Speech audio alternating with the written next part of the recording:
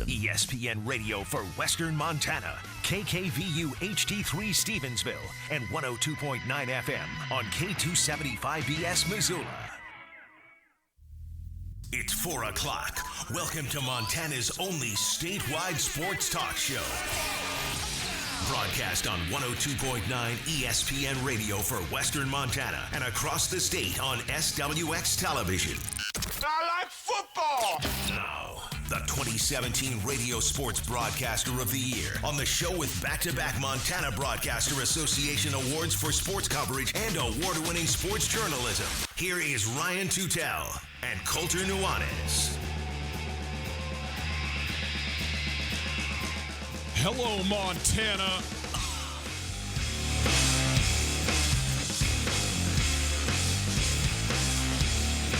We go around the big sky. Ahmad Rory is a professional basketball player.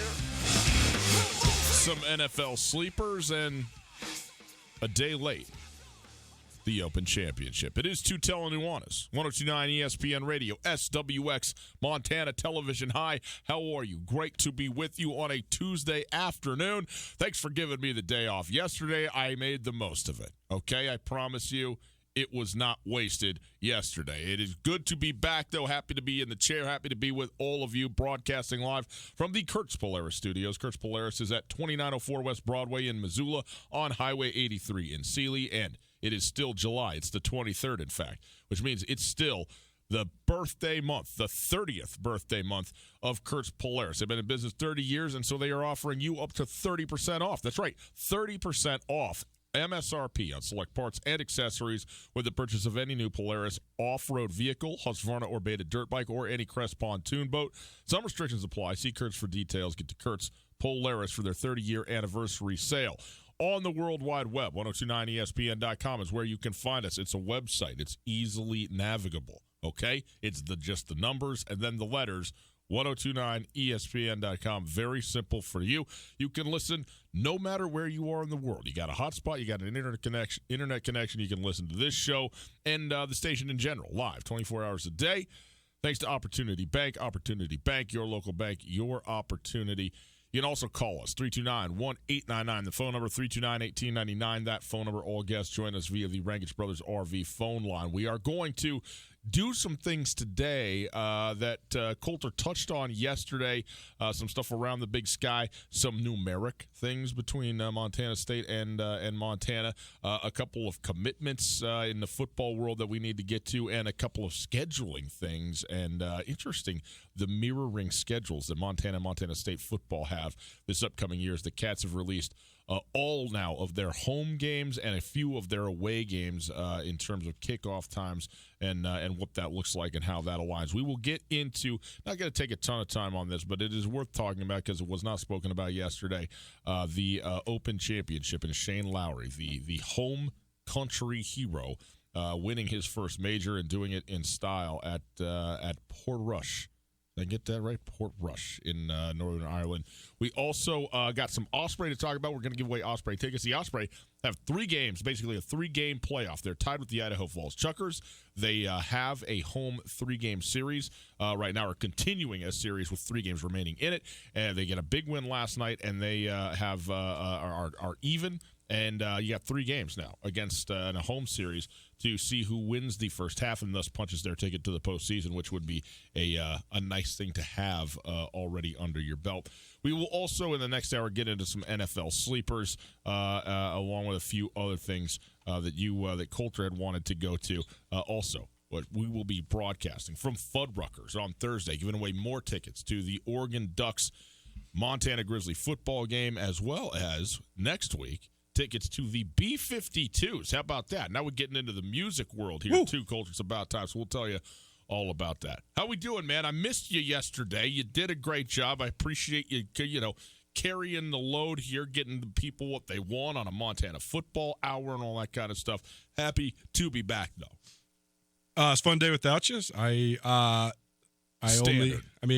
No. As you would expect. Here's the thing. There's only 3 things in the world that make me nervous. Being on the tee box with strangers. Oh, being on the tee box alone, bro. I mean, being on the tee box with strangers that you didn't anticipate playing with. Mm-hmm.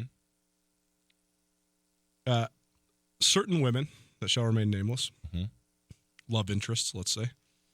And thank you for, well, I didn't. for I mean, revealing exactly what it was. That well, you I mean, had. I could be scared of your mom. I could be scared of your wife. I am scared of your daughters. It was, there you left very little to the imagination, and then you left nothing. Well, okay, you there you just go. couldn't leave it alone. But the number one thing that makes me nervous is doing the intro to this show because I just do not have the bravado or the performance gene within me. You know what makes me nervous? What's that, Tommy? Tommy's on the show. Hey. Tommy's back from Vegas. He did not die. Tommy, we did a 15-minute segment about you while you were in the air on the way to Vegas. Oh, I'm sorry. You were that short on content? That was the best part of the whole show. What makes you nervous, Tommy? Trying to listen to music with Coulter Nuanez in a public setting, Ryan. It doesn't go well. Have you ever done that? I wouldn't recommend it in a lifetime. Are we going down this road? Are we telling the story? You take your jukebox out to the mall? Is that what you're talking about? I mean, I've listened to music in the car with Coulter for hours and hours, talking, debating, and all of that stuff. Listening in public. All I'm saying is do not ever do it. And by the way, Coulter, I thought about this when I was in the air. You technically, apparently own the jukeboxes, courtesy of your grandfather, your uncle. So that just adds another layer. We've got to, Coulter, we have to tell this story later because I'm still in a rage at you about this whole thing.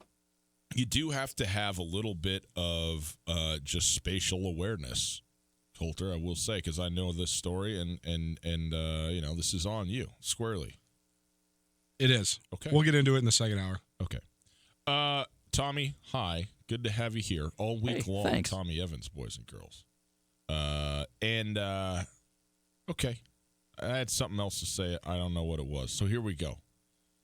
Coulter, you did a bunch of stuff between now Montana State, starting a number 41 tradition with the jersey, which has sort of been going on for a while without having been formalized, I guess, in a sense.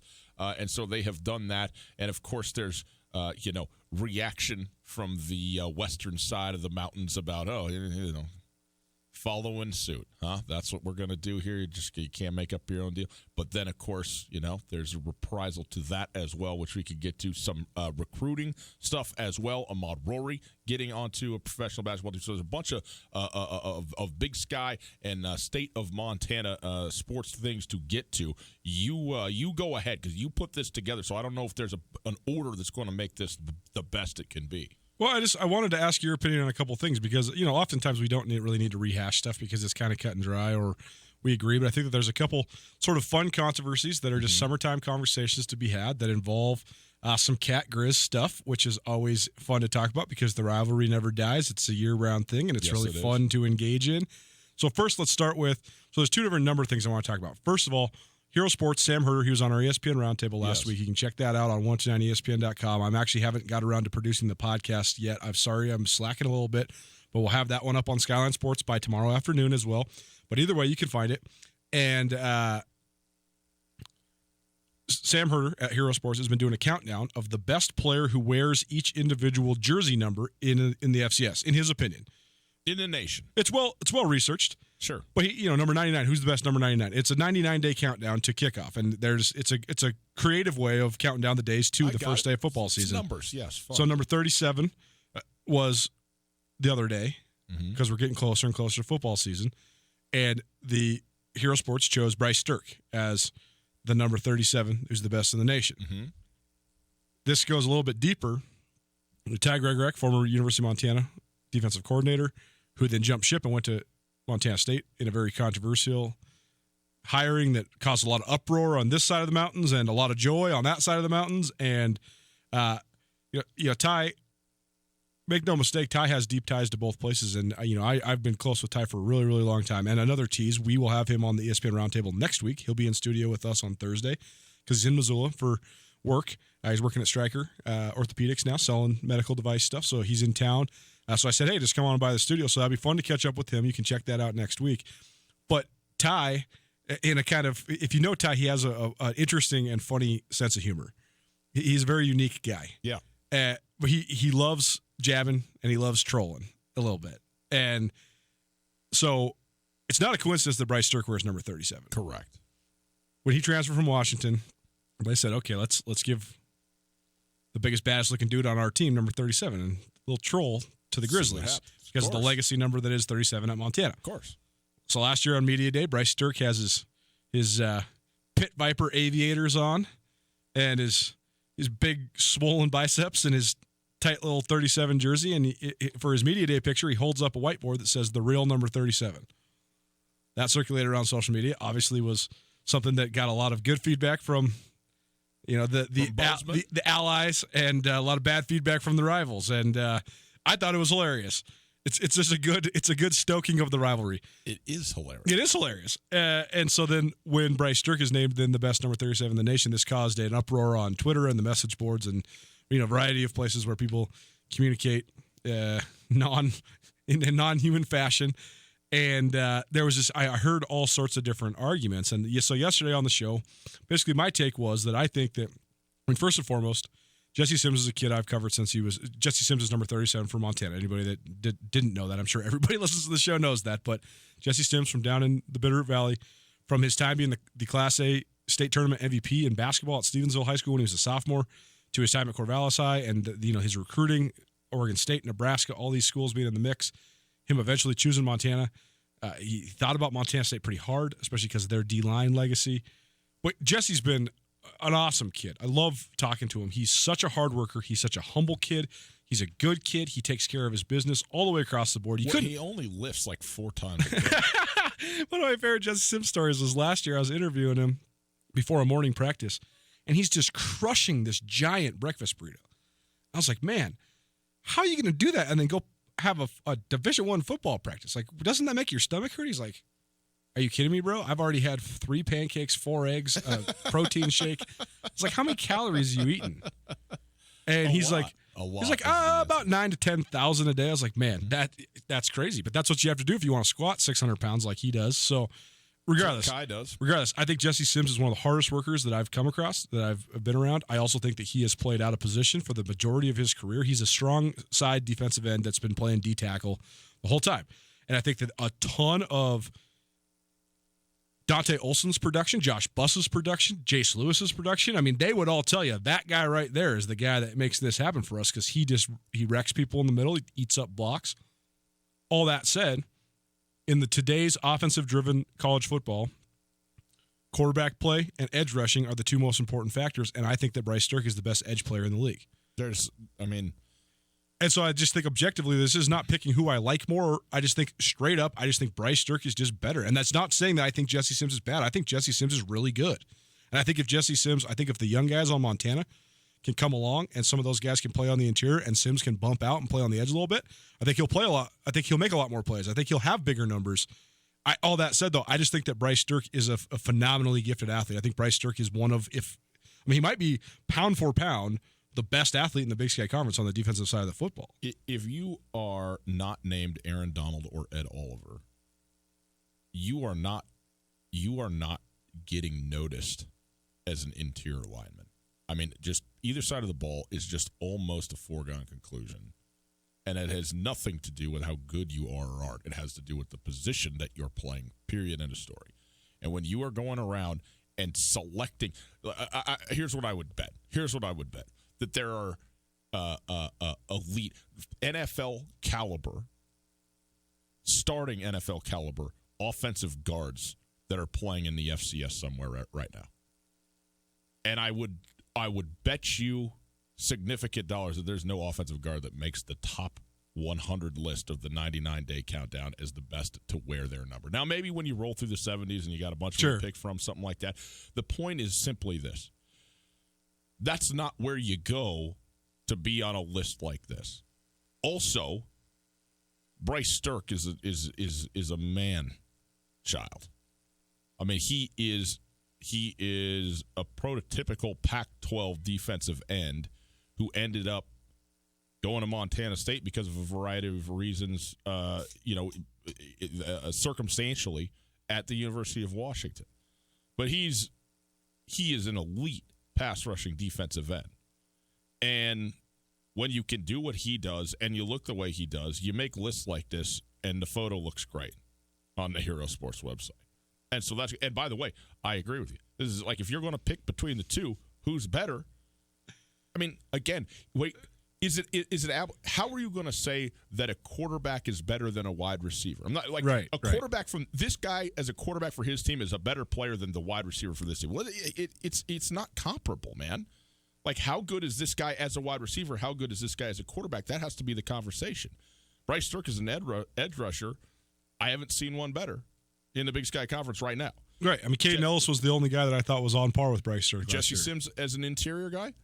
Look, I'm not going to sit here and pretend like I have a catalog of what the interior defensive guys are doing and how they're doing it, and schematically who's producing the most and so forth. I know this. Jesse Sims is big as a house. I also know Jesse Sims doesn't really rush the quarterback, both because he's an interior guard and because he is so big and has gotten himself so large. He doesn't have the speed that Bryce Sterk has. I mean, it's not even close. It's not close, right? And nor does he need it. Like, that's not the point of it. That's not what he does. If he was on the exterior of the defensive line, he'd probably lose 30 pounds, and we'll see, what his get-off is. But in any case, yeah, I mean, you want to be upset because you want your guy to have it or whatever. I think they're more upset in this respect that somebody else wearing that number. Like, if Jesse Sims and Bryce Sterk both wore the number 52, I think it would have a quarter of the reaction that it has garnered. But he doesn't wear that number, and so Montana fans are like, well, it doesn't matter. It doesn't matter the year. It doesn't matter the place. It doesn't matter the time. The best number 37 is the University of Montana Grizzly, who wears it, period, end of story. And it just doesn't matter who it is, at all. And, this is part of the, as you said, the stirring of the rivalry that Bryce Sterk and Ty Gregorak and Jeff Choate chose to do. And by the way, I love it. Love it. No doubt. And I just wanted to get that out there. One of the funniest interview moments, because a lot of times these guys are in front of the cameras in their press conferences and stuff like that. A lot of time that makes the interviews pretty milk toast, pretty vanilla, as you would not like saying. But sometimes you get them in one-on-one situations, and at Montana State that's a lot more prevalent than it is in Montana. You get to go have a little conversation with the guy. But my brother Brooks, who gathers a lot of our Montana State content because he's over there in Bozeman, he was interviewing Sterk last year leading up to the season. And he asked him, how do you think that your athleticism and, what you learned at Washington is translating now that you're playing at this FCS level? And Sterk says, well, I'm not the biggest or the strongest guy. And my brother just laughed. He was like, you're both. Are you kidding? I'm looking at you. You're sitting here. You're 6'5", 260 pounds. You have no real body fat on you whatsoever. You look completely different than every other edge player at this level, with the exception of Caden Ellis, whose dad is Luther Ellis, an all-pro defensive lineman for the Detroit Lions, who was an all-day FBS recruit, who then ended up having to play his senior year in the Big Sky because Idaho dropped down. Other than that, no one looks like Bryce Sterk. Nobody.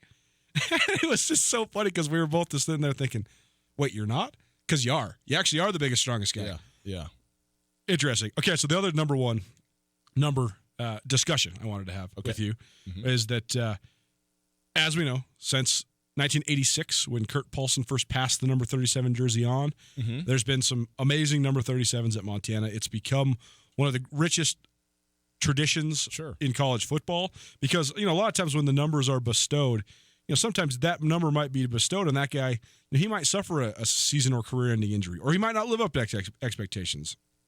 Those guys are always revered, but it's been remarkable. Some of the best players ever at Montana, from Tim Houck to Todd Erickson to Jason Kribo to Andy Pedic to C.J. Pitcher to Jordy Tripp to Zach Wagaman, just on down the line. The only guy that really had a bad injury that derailed what his potential was Carson Bender, who's from Deer Lodge. And that's a whole different story. I mean, that was one of the ugliest moments in the Big Sky when Weber State basically cut Carson Bender down at the knees and tore his knee, and then there was some retribution, and it was a bad situation.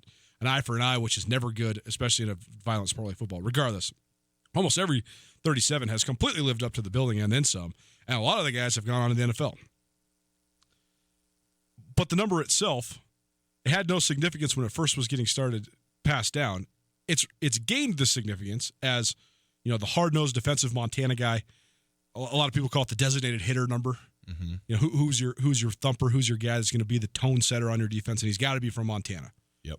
So we know the tradition and we know all about it, but the tradition was made from the tradition. There was no real impetus for it initially. Well, now programs across the country have a number of traditions.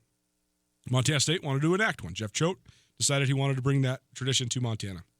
If you notice during the Cat Grizz game last year, the block M that Montana State has on the helmets, that's something you have to earn. They don't put that. You have to earn that during fall camp. They put them on incrementally as fall camp goes along. Mm-hmm. It's kind of like the Buckeye sticker or whatever. Yeah, similar sort of deal. They have they all had number 41 stickers on their helmets the last couple years playing in Cat Grizz. That's to remember Montana as the 41st state to join the Union. And then the 3-7-77. That's what the vigilantes and the law enforcement back in the Wild West used to paint on top of people's doors. But it's an homage to servicemen, first responders, police officers, and those that keep us protected.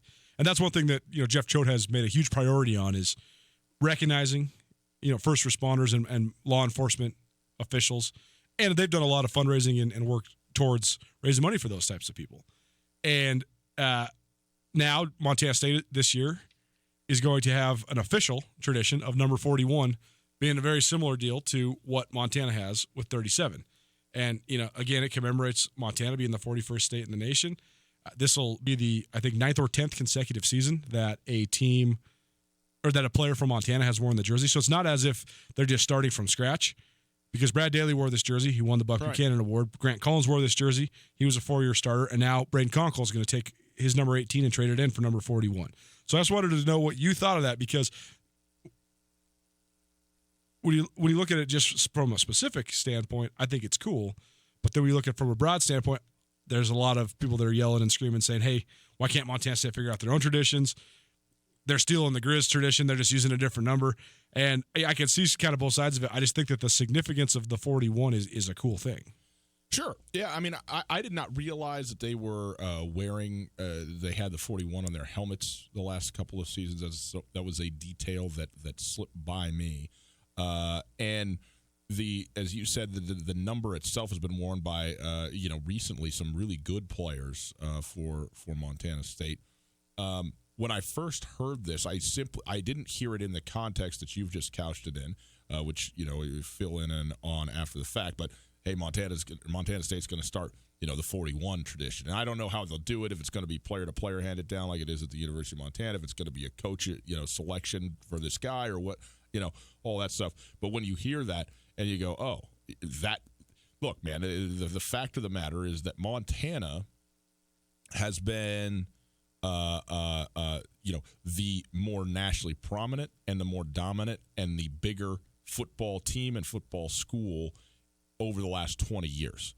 The last 5 years, no, that's been to Montana State, and they've done an excellent job in Bozeman of taking advantage of that, and Jeff Choate has done a very good job, in my opinion, of building what he's built there. But the fact of the matter is that it's still Montana as the big brother, little brother is I think what a lot of people perceive it as, and it has even less to do with winning and losing and just sort of size, scope, number of people, number of dollars, all that kind of stuff, And so then when you hear, oh, well, now the Montana State's going to start, the immediate thing that you think is, nope, little brother just had to tag along with the University of Montana. That's the impression that it is. When you find out more about it, you go, okay, well, this makes sense, because it isn't happening out of the clear blue. It's not happening where they're like, okay, we're going to start. Here's what I hate. I hate when decisions are made. Now we're starting a new tradition. Traditions happen, and then at some point you go, hey, this has been ongoing. This is a thing we do now. So, I mean, here's a silly one, but one that I love, right, is Metallica for Virginia Tech, right, when they come into the stadium. Well, they weren't happening that, the song didn't start playing until Enter Sandman until, 2000 there. And when they started doing it, they were like, hey, let's try this out. And all of a sudden it gained traction, and so forth. And now it's like it's more anticipated than the game. is to go in there and know that this is going to happen. You're going to have this big moment, with the Hokies. So that's the stuff that I'm talking about rather than, okay, we decide. I mean, you remember when Bob Diaco at UConn decided that they were going to do the civil disagreement or whatever it was where UConn was going to have a rivalry with like South Florida or something like this, and he put a trophy together and the whole thing, and it was just like so dumb. And you're like, from where? Like, what rivalry? What are you talking about? In any case, but that isn't what happened here. Like, this has been ongoing for a little while, and people certainly in the program have been tuned into this thing and thinking about this thing. And again, to your point, the broader significance of the State of the Union and all that kind of stuff. So I think it's good and I think it's fine. And obviously Montana fans are going to take one look at this, and Montana State fans are going to take another look at this, and that's okay. But I don't think it's dumb. I think it's cool. I'm good with it. And, I agree with your point that traditions need to be organic in their formation, but I think without acknowledging something like passing down a number, a tradition can die. Because Montana State, they tried to start this with the number 61, and among just offensive linemen, they wanted to start an offensive line tradition. And Jimmy Verlanik passed that number on to Alex Terrian, and he passed that number on to, gosh, I can't remember. It made it to 3 offensive linemen at Montana State, and then it hasn't necessarily been a passed on thing. Obviously, likely an offensive lineman is going to wear number 61. But it wasn't a bestowed upon thing. So I think acknowledging it is key. Helps it keep going. We're on the same page. All right. Coulter, let's quickly run through just a couple of these other things. Tommy Mellott has committed to Montana State, to Jeff Choate, quarterback for the Butte Bulldogs. One of the top probably 3-4 quarterbacks in the state. Whether he's being recruited as a quarterback, I'm not sure, but this is another early on. As you have pointed out, Bobby Houck from the University of Montana got the first couple big recruits in the state, and now Tommy Mellott is he the third from the state of Montana now to go to Montana State from next year's recruiting class to commit to the Cats. He actually is the fourth. He joins Aaron Richards from Billings Central. Actually, he's the fifth. Aaron Richards from Billings Central, Butte Central. So 2 Butte boys coming to Montana State. Trey Yates, the younger brother of Tucker Yates from Colstrip. Connor Reitler, who's an offensive lineman from Billings Skyview. McCade O'Reilly, who's from Bozeman High. The younger brother of Callahan O'Reilly, who's also on Montana State. And now Tommy Mellott. A couple lineage kids. A couple guys with brothers that have already been and played and are playing for Montana State going. But Tommy Mellott, what's his story? And we'll have a broader discussion about the in-state recruiting battle and what this means, who is recruiting who, and stuff like that. We'll probably do that tomorrow. But Mellott, one of the best all-around athletes in Montana. Mm-hmm. Probably, I don't know if he's going to play quarterback at the college level or not. I do think he has enough athleticism, though, to play wide receiver. Yeah. He was at the Morning Week quarterback school, so he knows how Michael Vick does it. There you go. Did it. You see I got it. Okay. I got it. At the Battle of the Big... That's a big-time thing to be invited to the Morning Week quarterback school is a major feather in the cap. Yep. He was at the Battle of the Big Sky Verified Combine, which was hosted by Dane Fletcher, former Montana State Bobcat, who now runs the Pit over there in Bozeman. Yeah. They did a verified combine with electronic times and stuff like that. His overall score, they call it the Spark score at the Nike camp, but his overall score, just based on all the combine numbers from vertical to broad jump to bench to 40 and all that, was 90, which was the highest among the participants. I think there was close to 100 guys there. He had the highest total score. He clocked an electronic time 4.64 in the 40, which is blazing fast. I mean, that's the thing. All these kids out there now on Twitter and on social media, they're saying that I run 4.3, I run 4.4. No, you don't, bro. Saquon Barkley runs 4.4 flat. He's one of the fastest people in the world. You do not run a 4.3. Nobody does. Like 20 guys in the NFL run straight sub 4.4s, Right. So like high school kids do not run 4.4s. When he's running 4.64, that's blazing fast, though. And he had a 9-foot, 8.5-inch broad jump, which was really good, and a couple other really impressive marks. But the thing about Mellott is that he's been a starter at quarterback for the last couple years, so he's got a lot of games under his belt. He is a really diverse athlete. He's a 3-sport guy. He has got great track numbers. He ran an 11.3 in the 100 meters. He ran 22.65 in the 200, placed in both of those at the Class AA state meet. He was second in the 400 meters, ran a 50.53. So if you're flirting with 50 seconds, that means not only are you fast, but you're also tough. And he also is a 21-foot, 3-inch long jumper, too. So he's got good track numbers. He's got good football mobility and speed, and he's a good dude. So, this is a good get for Montana State, and a guy that was – I know the Grizz were – of all those in-state recruits I just mentioned, I know the Grizz were the most interested in Tommy Mellott out of those guys. They were also very interested in McCade O'Reilly because he's a top 3 guy, I think, outside of Carson Rostad and Jackson Lee, who are both committed to Montana. Mm-hmm. I think McCade O'Reilly is the 3rd guy there. So Montana was definitely interested in him, but I think that with the fact that his brother plays for the Cats made it kind of a long shot. Aaron Richards from Butte Central, Grizz came in on him a little late after the Cats had been recruiting him, but they weren't that hot on his trail. Trey Yates, same sort of situation. His older brother Tucker played for the Cats. And Connor Reitler, I haven't talked to him, so I'm not really sure what his interest level was from the Grizz, so I'll get back to you on that. But Tommy Mellott to the Cats is a good deal, and the Grizz, they kind of made a splash early, getting the top 2 guys first. But the Cats have gotten a whole handful of guys now since recruiting has sort of marched on. And one last thing to get to here before we take a quick break. Ahmad Rory has officially signed with a basketball team in Cyprus. That's right, Cyprus. How about that, man? Get a little island in the Mediterranean. I'm telling you, man, like, I get it, you want to do the NBA thing and all that, but if you can play overseas, you're good enough to do that. And you know, I don't know what the deal was. I'm not sitting here saying that Ahmad Rory had 20 leagues to choose from. Maybe he did. Maybe he had 2. Maybe he only had 1. Maybe he had 5. I don't know. But you go, well, let me just do a quick Wikipedia search on Cyprus. Oh, yes, please. Right? Yes, please. You want to live in Grand Rapids, or do you want to live in Cyprus? An island in the Mediterranean sounds okay. Anyway, he's going to play for Club Karavnos. Is the name of the team in the Cyprus League. I have no idea what the league is, how competitive it is, how good it is, how, what the club is like or whatever. But I do know that he's getting paid to play basketball, and that's it's a major thing. It's congratulations to him. Certainly something that we expected to happen and has now happened for the 6th leading scorer in the history of the University of Montana, and one of the outstanding point guards that's ever come through the Big Sky Conference, to be sure, in Ahmad Rory. So he's off and running to Europe. All right, quick break. On the other side, we did not talk about the Open Championship yesterday. We're not going to spend a ton of time on it, but we got to acknowledge Lowry doing it for the home country. Next.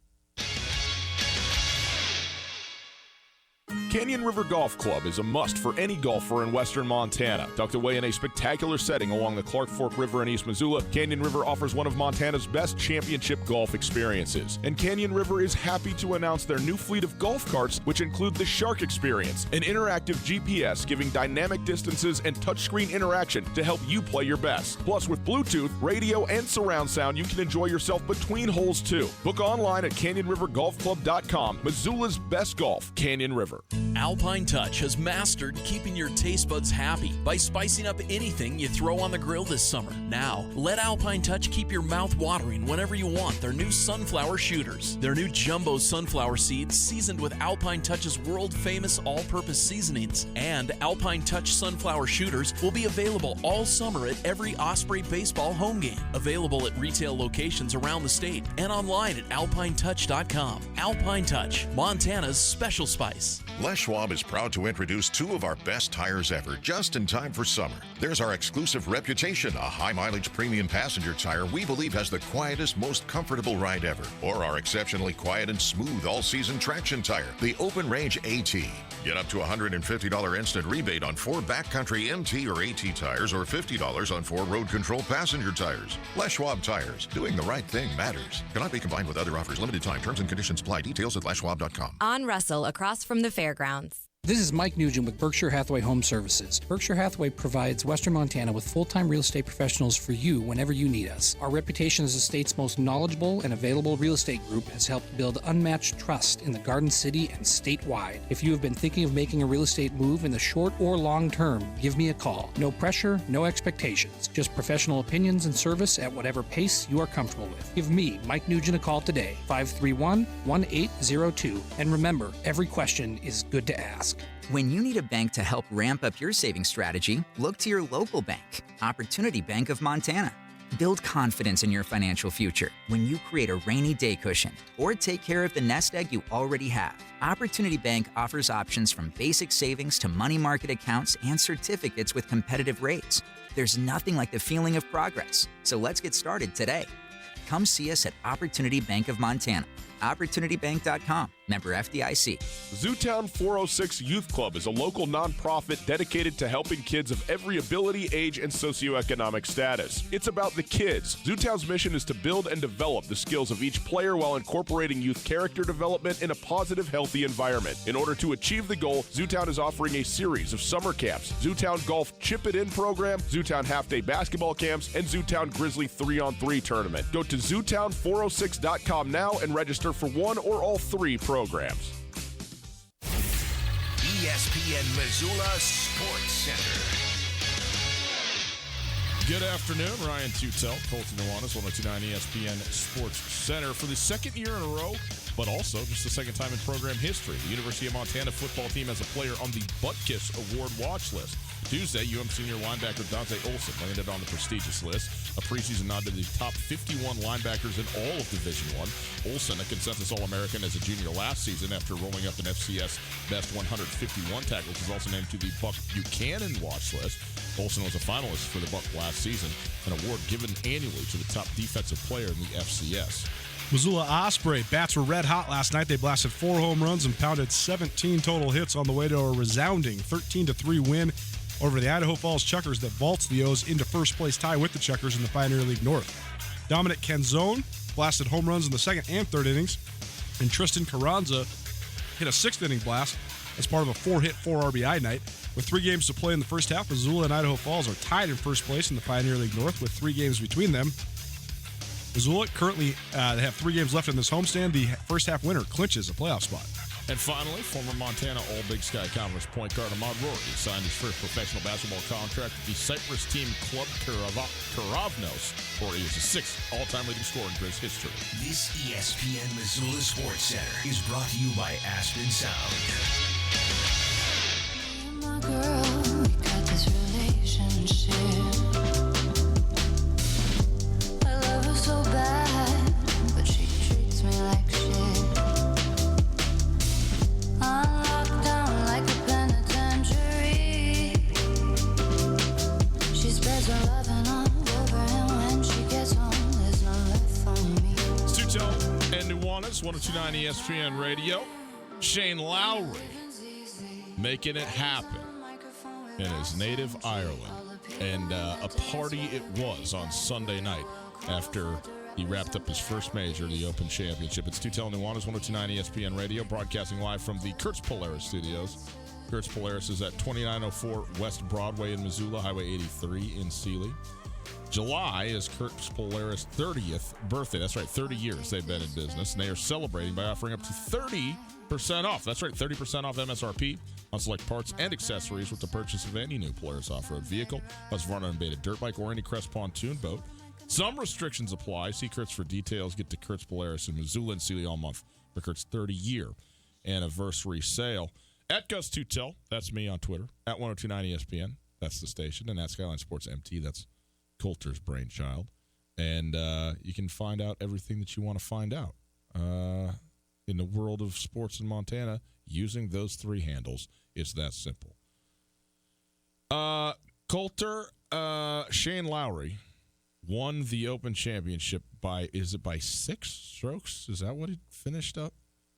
Yep. It was the largest major victory by a first-time major winner since 2011. Raining and blowing out there, and I believe this.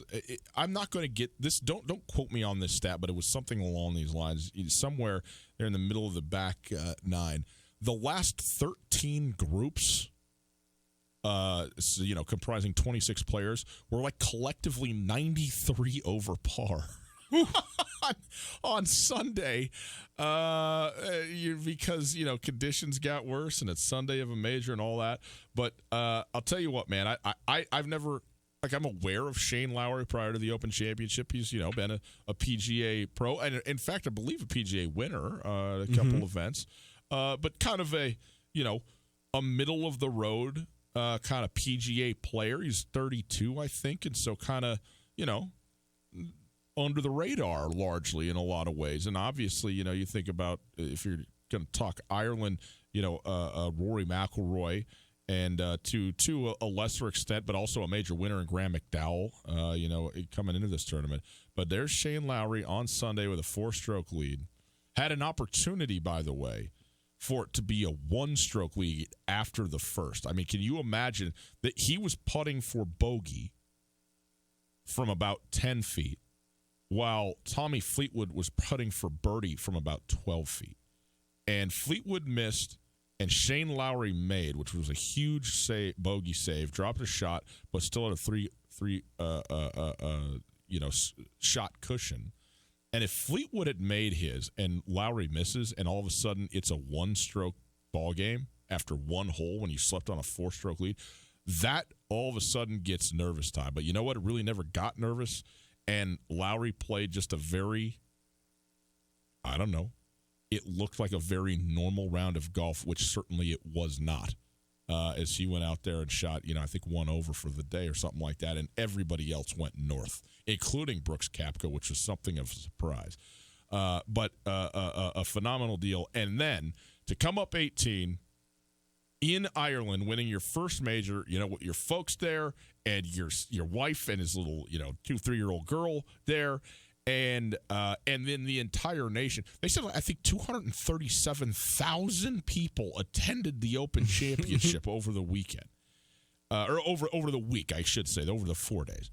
But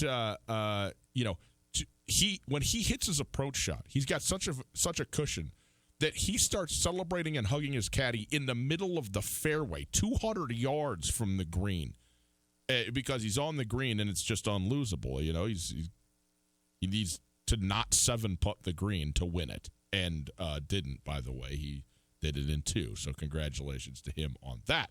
But it was very cool. It's always fun to me to see. I love seeing first-time winners' reaction and how they do it. And, again, as we talked about last week, in a sport that does not have home and away, this is as close as it gets. And the rousing cheering and fan winning that he did for his home country on that day was fabulous. And there are some great videos circulating around. Go find them on Twitter or wherever of the Irish songs being sung in the pubs well into the wee hours, with Shane Lowry at the front of the whole group, leading it. The unbridled joy of it's something that I always love about this kind of thing. So congratulations to him.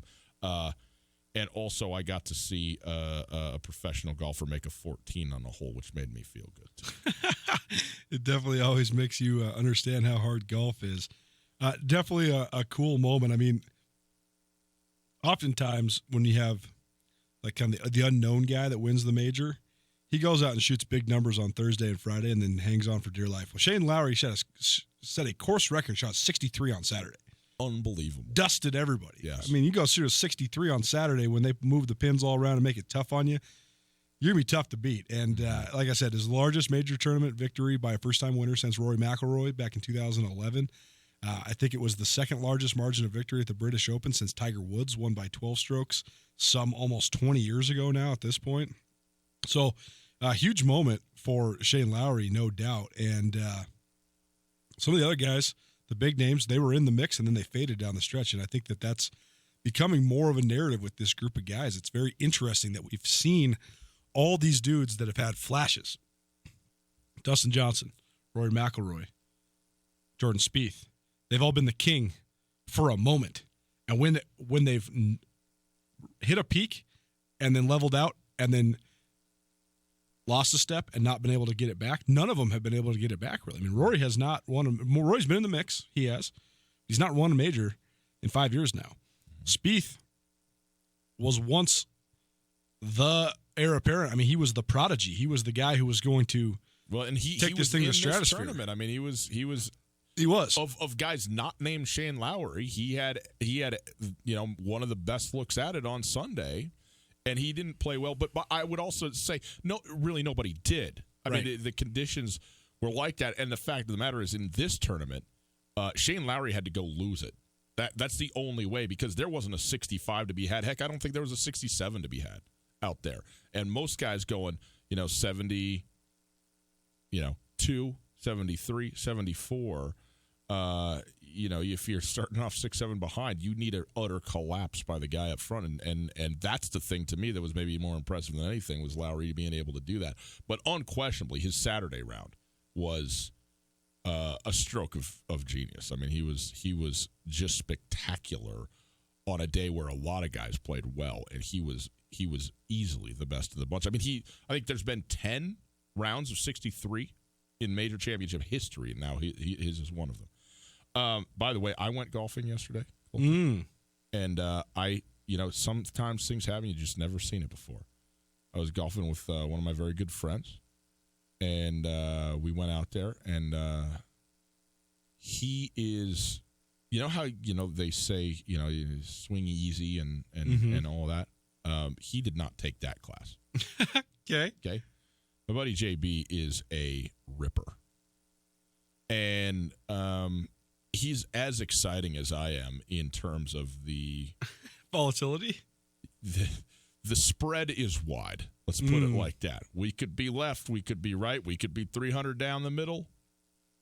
But it's an absolute. It's just quantum theory in terms of where any of this is going to actually go and end up. But he pulled one off yesterday that I have not seen before. He got up and absolutely crushed his drive. I mean, you couldn't peer it any more than he peered it. However, it never got more than about 4 inches off the ground. And it smoked the women's tee block of wood square, knocking it 50 feet down into the fairway, at which point the golf ball shooting straight back at us like shrapnel coming back up. And we both try and dive out of the way of this thing, and up it goes onto the tee block behind us. Negative yards drive. I'll maybe tweet out a picture later. Went and grabbed that block. I mean, I've never really felt bad for an inanimate object before. This thing had, you could read the word Titleist in the imprint on the block of wood. So that made me feel good too. It's like, I'm not the only one, out there doing it. You couldn't have done that in a million tries. No way. Spectacular. Never do it again. Spectacular. Tootell, Nuanez, 102.9 ESPN Radio. We are going to give away some Osprey tickets right after this. But before we do that, we're going to give you away something to eat first. How does that sound? It's grill season, boys and girls, and Alpine Touch is the best seasoning out there. Period. End of story. Shoto, Montana. Shout out. Coulter, show the good people what they're going to go home with right now. We got a Grand Slam package of 4 of the big seasonings. These are the big boys coming to you if you call right now. 329-1899. First caller in, you're going to get a 4-pack of Alpine Touch seasoning for all. I mean, I put it on eggs. I put it on omelets. I guess omelets are eggs. Of course, I put it on all the meats. You can put it in everything, man. It's just the most versatile, best stuff around. You got the pepper blend. You got the all-purpose. You got the hickory smoked. You got the prairie fire. These are the big boys, too. Yep. If you don't win this, you can go online, alpinetouch.com, $19.99. It makes great gifts for your out-of-state relatives. It makes great gifts for your husband, your wife, yourself, your kid, anybody. $19.99, alpinetouch.com. Hit that ESPN code, ESPN10, get 10% off. But if you give us a call right now, we got this Alpine Touch Grand Slam package for you, as well as an Alpine Touch hat.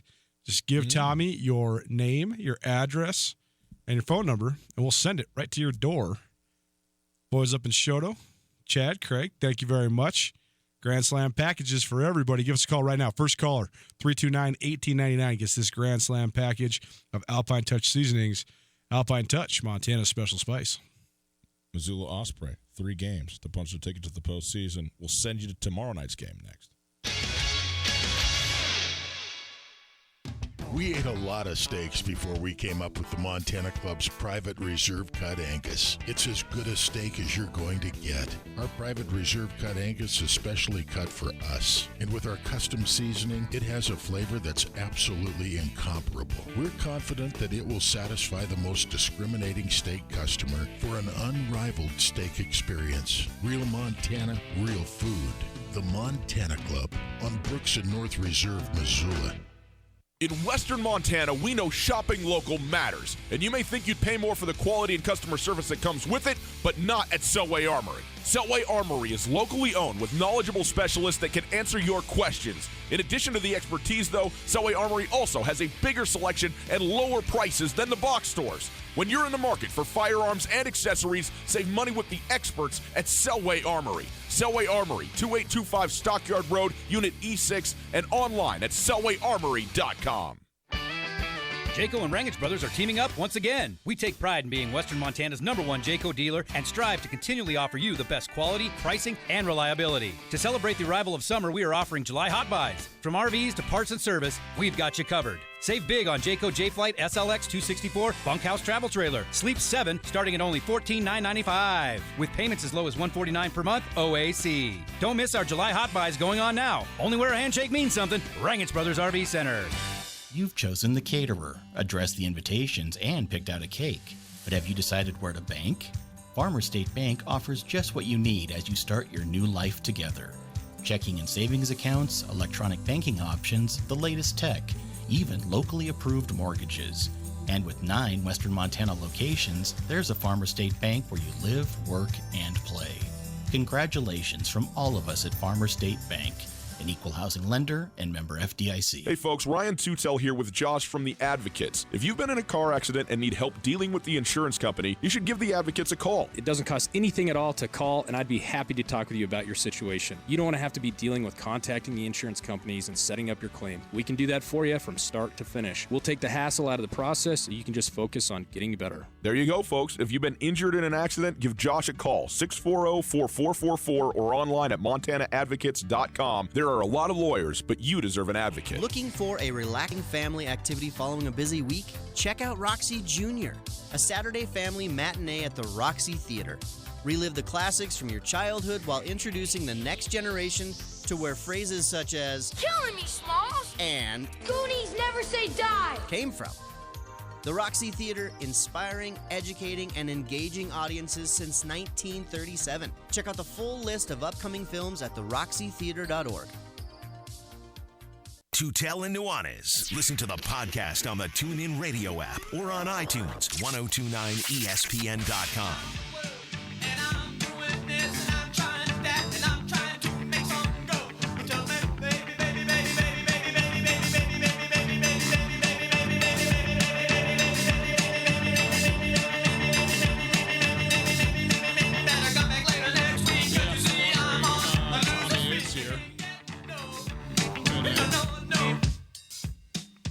It is Tootell and Nuanez. It is 1029 ESPN Radio. We are broadcasting live from the Kurtz Polaris studios. Kurtz Polaris is at 2904 West Broadway in Missoula, Highway 83 in Sealy. And they have been in business for 30 years. That's right, 30 years. Kurtz Polaris have been doing it. And they are celebrating by offering you 30% off. 30% off MSRP on select parts and accessories for the purchase of any new Polaris off-road vehicle, Husqvarna and Beta dirt bike, or any Crest pontoon boat.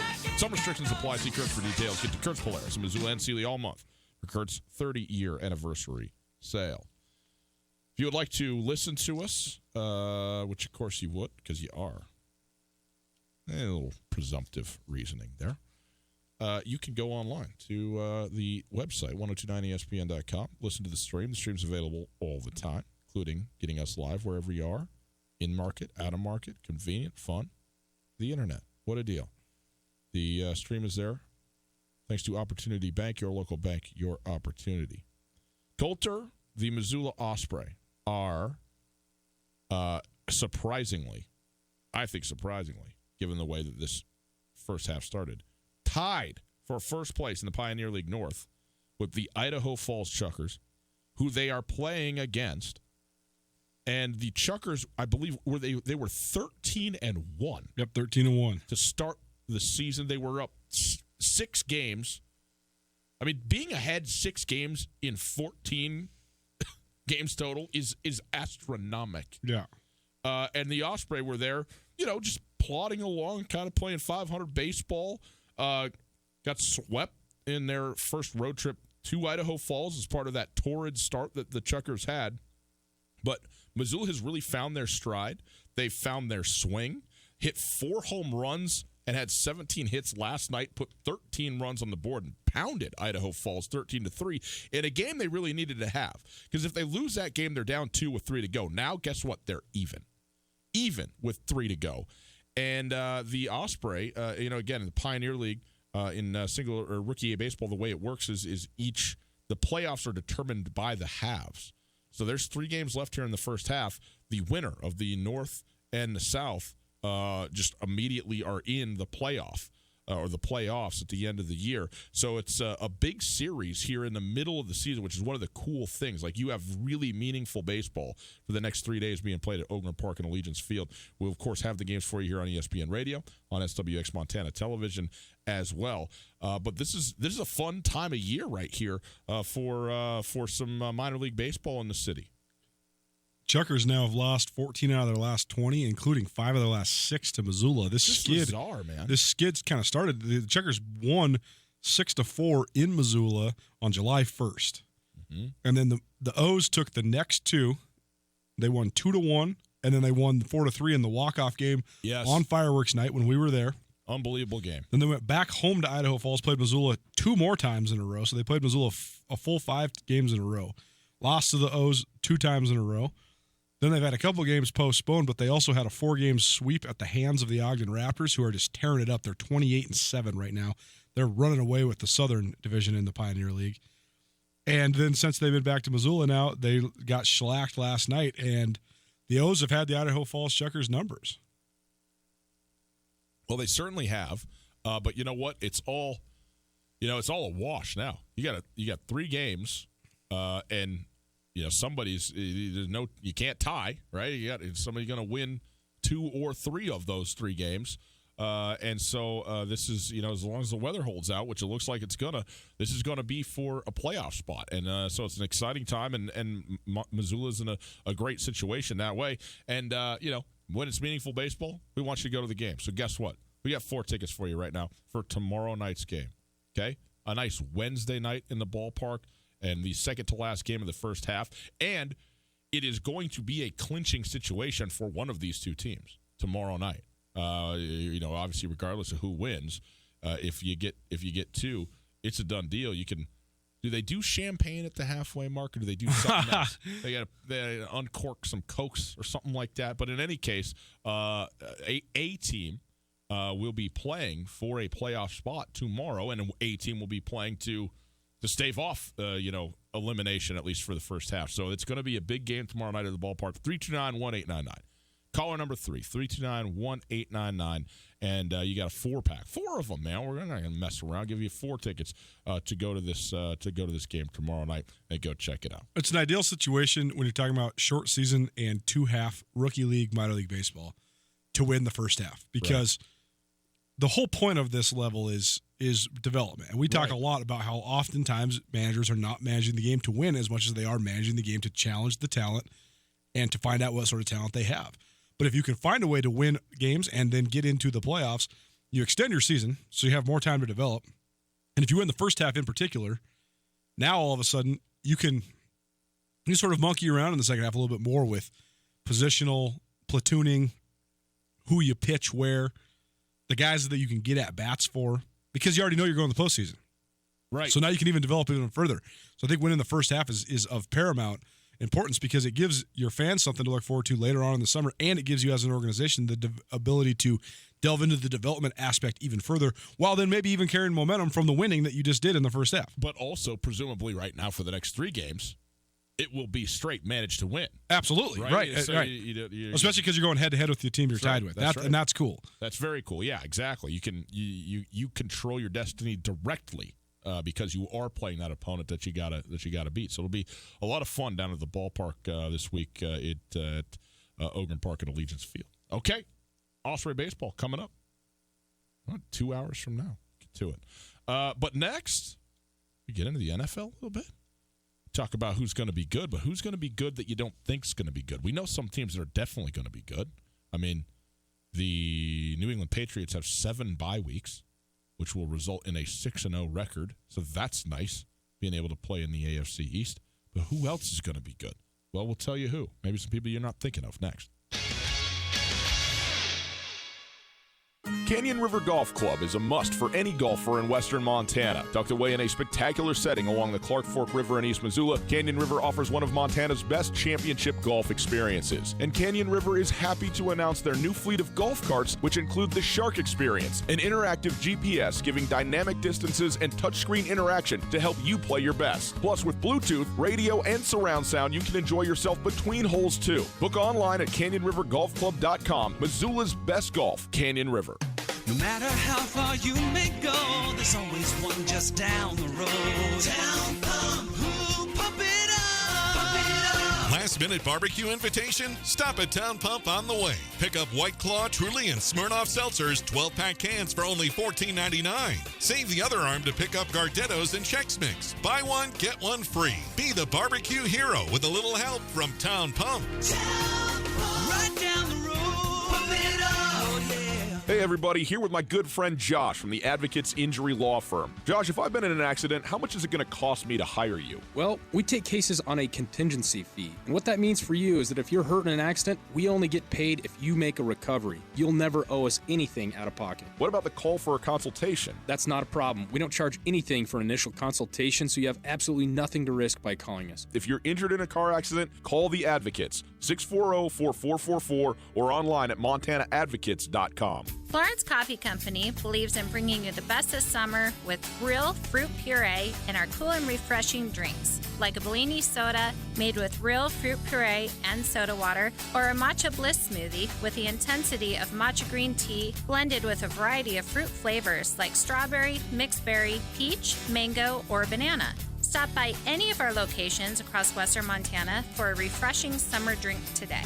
Florence Coffee Company. Hey there, Colter Nuanez from Tootell, Nuanez 1029 ESPN Missoula, here with Tom from Aspen Sound. Tom got me a great deal on an automatic car starter this winter. Now it's summer. What sort of stuff you guys got going on down there, Tom? Well, Colter, coming into the summertime, we're picking up on the window tinting front. So if you need your windows tinted, give us a call. We'll get you scheduled up. Boats and ATVs are starting to come in full swing, and we're also starting to see the hot rods come out to play. Anything audio related, let us know. We'll get you taken care of. Feel the music at Aspen Sound. When you need a bank to help ramp up your savings strategy, look to your local bank, Opportunity Bank of Montana. Build confidence in your financial future when you create a rainy day cushion or take care of the nest egg you already have. Opportunity Bank offers options from basic savings to money market accounts and certificates with competitive rates.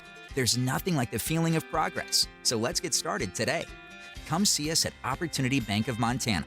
OpportunityBank.com. Member FDIC. ESPN Radio for Western Montana. KKVU HD3 Stevensville and 102.9 FM on K275BS Missoula. ESPN Missoula Sports Center. Good afternoon. Ryan Tootell, Colton Nuanez. Hope you're well. For the second year in a row, but just the second time also in program history, the University of Montana has a player on the Butkus Award watch list. Tuesday, UM senior linebacker Dante Olson landed on the prestigious list, a preseason nod to the top 51 linebackers in all of Division I football.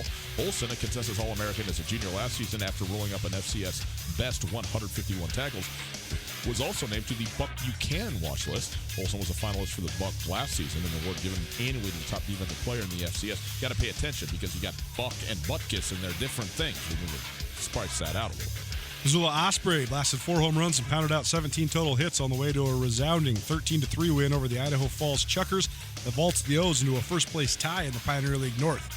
Dominic Canzone blasted home runs in the second and third innings, and Tristan Carranza hit a sixth-inning blast that was part of his 4-hit, 4 RBI night. With 3 games to play in the first half, Missoula and Idaho Falls are tied in first place in the Pioneer League North, with 3 games between the two teams remaining during Missoula's current homestand. The first-half winner clinches a playoff spot. And finally, former Montana All-Big Sky Conference point guard Ahmad Rory has signed his first professional basketball contract with the Cyprus team Club Karavnos. Rory finished his UM career as the 6th all-time leading scorer in Grizz history. This ESPN Missoula Sports Center is brought to you by Aspen Sound.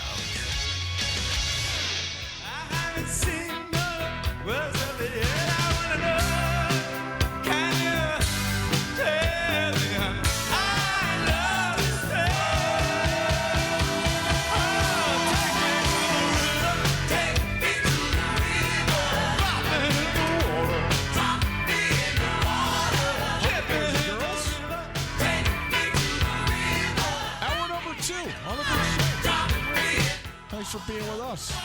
Tootell and Nuanez. We're going to tell you who's going to be good in the NFL that you might not think is going to be good, or just might not have thought of at all. And why? It's Tootell and Nuanez broadcasting from the Kurtz Polaris Studios. Kurtz Polaris is celebrating their 30th anniversary. That's right, 30 years they've been in business, and they are celebrating by giving you 30% off MSRP on select parts and accessories with the purchase of any Polaris off-road vehicle, Husqvarna or Beta dirt bike, or any Crest pontoon boat. Some restrictions apply. See Kurtz for details. Get to Kurtz Polaris in Missoula and Sealy all month for Kurt's 30-year anniversary sale. If you want to call, the phone number's an easy one, 329-1899, area code 406. 329-1899. Give us a ring. We'll be happy to talk to you anytime.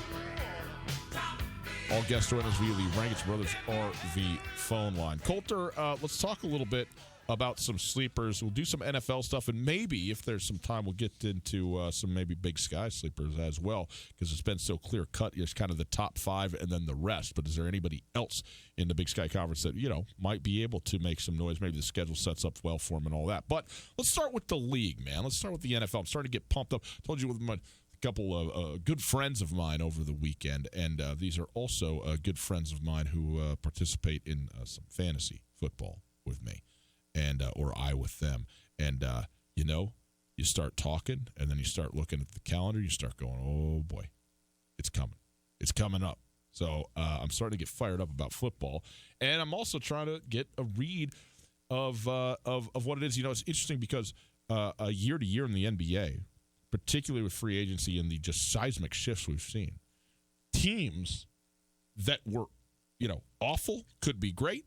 Teams that have been great could be horrific. And it's, the landscape shifts dramatically. The NFL has been the league like, if you were good the year before, the chances are you're going to be good this year again.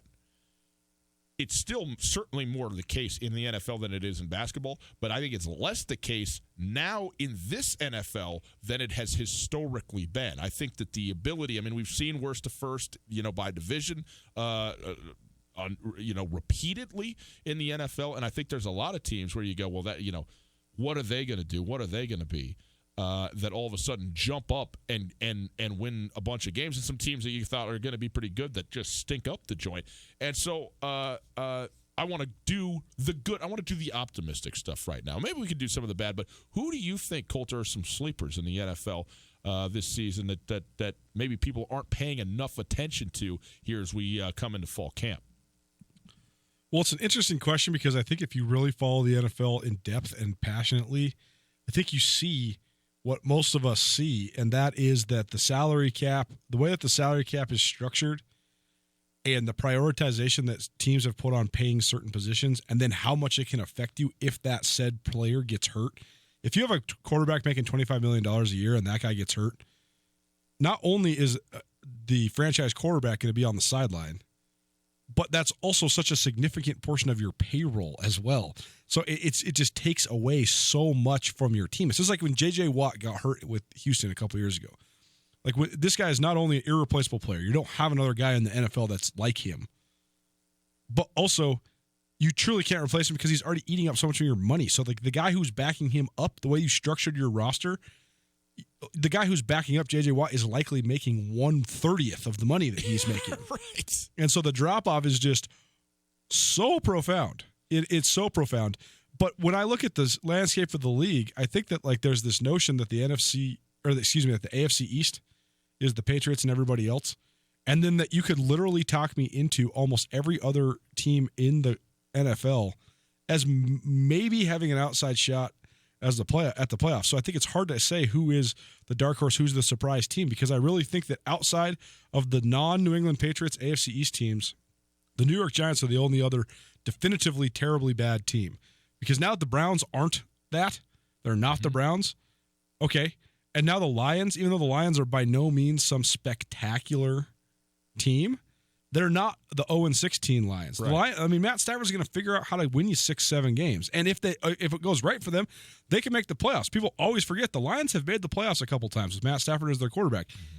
It might not seem like a great accomplishment when you compare him to guys like Tom Brady and Drew Brees, but that's a gigantic accomplishment. We're talking about the Detroit Lions. Well, so what I'm saying, though, is actually if you were to say who do I think actually are the three biggest sleepers in the league, you're going to hate this. I think the three biggest sleepers in the league are the three teams in the NFC East that aren't the Patriots. The AFC East, that aren't the Patriots. Only because I think that they have undetermined commodities at quarterback, all three of them, and we still don't know if Josh Allen's going to be good. We still don't know if Josh Rosen's going to be good. We still don't know if Sam Darnold's going to be good. Let's and I think the quarterback thing is really interesting. I'm not going to sit here and be a Josh Rosen honk, but I'm certainly not a hater. Like I still have a lot of I don't know if expectation is the word, but optimism for him as a quarterback. I think that in the right situation he could really play quarterback, and I thought he was hamstrung in a lot of ways. And I guess what I would say is in Arizona last year, his weaknesses, and there are weaknesses, were accentuated, and his strengths were never brought, were never made available. They weren't. It was a terrible situation. I don't know that Miami is a great situation to step into to now show everybody, oh no, I actually can play at this level. But I think that there's chance there. I thought Josh Allen as a rookie looked pretty good to me. I thought he did. I thought he was a lot more mobile than I had anticipated. I thought his ability to run and how big he is and all that. I have no idea what he is as a quote-unquote leader, and if that's even necessary. I think the Bills have a decent defense. I think the Bills are way on the outside. I mean, of the three other teams in the AFC East, you're never going to get me there on the Bills right now. Okay, you're not going to get me there with them. The Jets are very intriguing with Sam Darnold and obviously Le'Veon Bell coming in there. And then, obviously you got Truman Johnson, so you always have a shot at a Super Bowl. That was tongue-in-cheek, people. But I think the Jets are interesting. My problem with the Jets is that they're the Jets. Backtrack. Why aren't you on it with the Bills? Because the Bills are better than the Jets. The Bills are the second best team in the AFC East. Well, the Bills have a really good defense. They drafted your boy. They got a really good defense. They drafted your boy Ed Oliver. Yeah. They got Star Lotulelei, who's he's a tank. He's more than a truck. He's more than a house. He's one of the most physically formidable interior defensive linemen in the NFL. He was Eddie O for the Utah Utes before Eddie Oliver was even in high school. Tremaine Edwards has as much upside as any linebacker. Lorenzo Alexander's a great player. Micah Hyde is one of the best safeties in the league. They have maybe one of the best safety pairs in the league because Jordan Poirier is an amazing safety as well. Here's what I think. I think the combination of Frank Gore and Shady McCoy isn't getting it done for me anymore as a running back tandem. I think that Josh Allen has potential, but I don't think that potential is year two realized. And I think he's going to need a ton of help, and I think he's got almost none. And Kyle Williams retired, who was the heart and soul of that defense as a leader and as a player on the field. And they have a lot of talent, and I think they're going to be good defensively. Until they do it, I'm not a buyer. I think the Jets have a lot more upside and possibility in terms of the group that they have than do the Bills. Does that mean that the Bills aren't going to beat the Jets too straight and end up better in the division? No, that certainly could happen. But I think the Jets are more intriguing. They're more interesting to me right now than the Bills are. Le'Veon Bell's a huge addition, no doubt about it. The Jets don't really have any other skill players, though, which is an issue. Who do the Bills have? They got Shady McCoy. Okay. Who's in his... They got Clay. What's Clay's first name? The tight end. Clay. Oh, yeah. He's good. Yeah. He's okay. He's better than Evan Ingram, and you love Evan Ingram. He's not. Oh, he is 100% not better. He is better. They're the same guy, except for Clay's tougher. Oh my goodness. I did forget that the Jets signed, and you know me, I've been a proponent of the Jets just because I follow the Jets defense because of Trumaine Johnson's presence on that defense, but also because I think they've actually drafted really well. Because I think Jamal Adams is a stud. I think he's a future first-team All-Pro. I think that Leonard Williams is a guy that if he could ever figure it out, has the physical skills to be. I mean, he's like Everson Griffin 2.0, and he's a beast. I forgot that they signed C.J. Mosley. That's a big signing because I think C.J. Mosley's sick. I think he's awesome. Mm-hmm. But here's what I want to do. I want to rank the NFC East quarterbacks not named Tom Brady. Who do you like the most? Who has the most upside? Because I actually think that right now that Sam Darnold is the best of those three guys, but I think Josh Allen has the most upside. I think Josh Allen he is exactly what he was coming into the league, and that is such a tremendous boom or bust potential because if he puts it all together, he's Carson Wentz. But if he can't quite put it all together, he could be a flop. I'm not sure, but he has a big league arm. He's tough, and when he gets it rolling, he seems like he's a fierce competitor. That's the thing I'm lacking with Darnold is that Darnold has never been able to recapture the magic of that freshman year. He's made some throws that you're like, well, wow, that's what a prodigy looks like. That's what we thought Sam Darnold was going to be, but he doesn't seem to have that same fire that either Josh Allen or Josh Rosen have. Well, I don't care if he's got fire. I mean, I do care if he's got fire. I don't care how that expresses itself. Sam Darnold's best moment in the history of his career was winning the Rose Bowl against Penn State. And his interview afterwards was like he was at lunch with his mother. You know what I mean? I mean, it was just so he's a flatliner, and that can be a really good thing. Particularly at quarterback. So I got no problem with that. Rosen is the best of those three quarterbacks right now. You think? Right now? Yeah. Yes. Yeah. Or not. I'm sorry, not Rosen. Darnold. I'm sorry. Did I say Rosen? Yeah, you said Rosen. Rose Bowl? Because I said Rose Bowl. Sam Darnold's best moment was winning the Rose Bowl. Yes. And his reaction to that was nothing. So I don't have a problem that he's not a raw guy. Sam Darnold is the best quarterback of those three right now. Yes. Who's got the most upside is impossible for me to know. I say probably Sam Darnold. I mean, he's the best now and also has, great upside potential. The other two, I like both those guys, but they're complete wild cards. And so I wouldn't even know how to rank them 2 and 3. And by the way, why? Because none of these teams are going to the playoffs. None of them. 0 of them. Because they will not win their division, and there's too many other teams in the AFC that are going to be in business, not these teams. So I'm done talking about the 3 of the worst teams in the league now. Here's the thing about the league, though. This is what I always say. It's just exactly what I led with. There's only really, truly 1 or 2 bad teams. I really don't think that there's very much difference in roster talent. With the exception of the guy that's playing quarterback for you, and if you have an elite edge guy. In a salary cap league, you got to pick and choose where you're going to be elite almost always. And it's very rare that you get elite players at all 3 levels of your defense, and you get elite players at the skill positions on offense, a great offensive line, and a quarterback. If you have that, then you have a 2 or 3 year window where you better go win a Super Bowl or 2 because it's not going to last because that's just the way that the salary cap is going to work. But I don't know, man. I don't think you can discard all those teams. History says you can, certainly. But I think that in the AFC North, I think all 3 of the teams besides the Cleveland Browns have a chance to take a dive. I think that, and you never know who's going to get hurt either, right? I mean, you never know who's going to get hurt. The Colts are a playoff team with Andrew Luck playing quarterback. The Colts are a 2-win team without Andrew Luck. But 1 injury. Let me ask you this, okay? The Dolphins, the Bills, and the Jets, are they better than any of the 3 of those teams?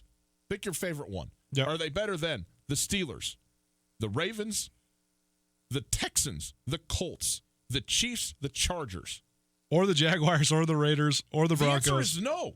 The answer is no. So after those three divisions get settled, the other three divisions get settled, there's also two other teams that are going to be better than all three of those teams, and they will not be going to the playoffs yet again. That's the end of the story. Tennessee Titans have made the playoffs 2 of the last 3 years. Right. All three of the quarterbacks we're debating in the AFC East are better than Marcus Mariota.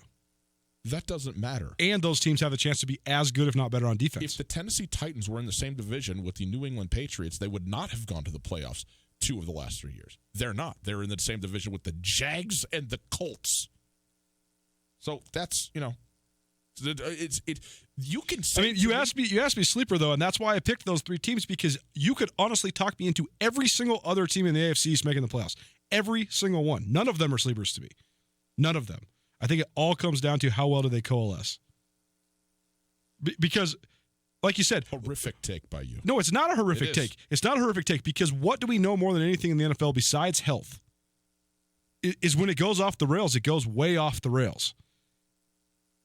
The Pittsburgh Steelers, to me, could be a 12-win team. It could be a 5-win team, and it has almost nothing to do with personnel. It has everything to do with chemistry. Here's what we know. Here's what we know about the NFL. The 2 wildcard teams are almost always better than at least 2 of the division winners and just happen to not play in that division. Right. Guess what? None of those teams are in the AFC East. None of them. There is not one team there that's one of the top 8 teams. They're not in the top half of their division. I completely agree, man. I was just thinking of teams that were going to be sleepers, in other words, that would surprise people, because to me, no team in the AFC besides the teams in the East would surprise me if they made the playoffs. None. Well, maybe the Cincinnati Bengals would surprise me. The Raiders. No, the Raiders are my other sleeper in the AFC. I think the Raiders could be really good. Broncos are not going to the playoffs. I don't know, man. Drew Lock, Joey Flacco, no. Here, let me give you my sleeper, okay, in the AFC. Okay. It is the Jacksonville Jaguars. They're in a division that they dominated a couple years ago. The division is better. I don't think the Jags are going to go to the playoffs. Okay, let me start there. I'm not picking them to go. I think that the Colts are much better than what they were 2 years ago, and I still think Houston is very formidable. I expect both the Colts and the Texans, in fact, to be in the playoffs. One is a division winner and one is a wild card. But when you introduce Nick Foles and you say sayonara to a much too long bust in Blake Bortles, much too long of an experiment to try and get him going. But you still have, even without Calais Campbell, a defense that has real deal talent. That is a team that could all of a sudden have a real say if they can score some points offensively. So they have potential to do that. And so I think that they're a 5-win team a year ago, but a 10-win team before that, and an AFC championship team just 2 years ago. I mean, we're not going back 3-4 years. And the bones of that team, the skeleton of that team, is still completely intact and young and talented. So I think they got a lot of potential to be better than what people think. A great example of how much, 2 examples of how much, excuse me, I thought I had a sneeze, how much mitigating distractions and getting along impacts your team and the prospects of your team. I would say the biggest factor that people pointed to the step, not just one step, the 3 steps back that the Minnesota Vikings took last year compared to the year before.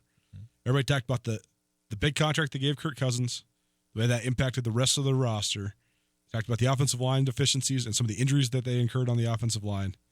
But to me, when your alpha dog and your best defensive player, Harrison Griffin, don't get me wrong, Xavier Rhodes is an amazing corner, one of the best in the NFL. Harrison Smith is perhaps the best strong safety in the entire league.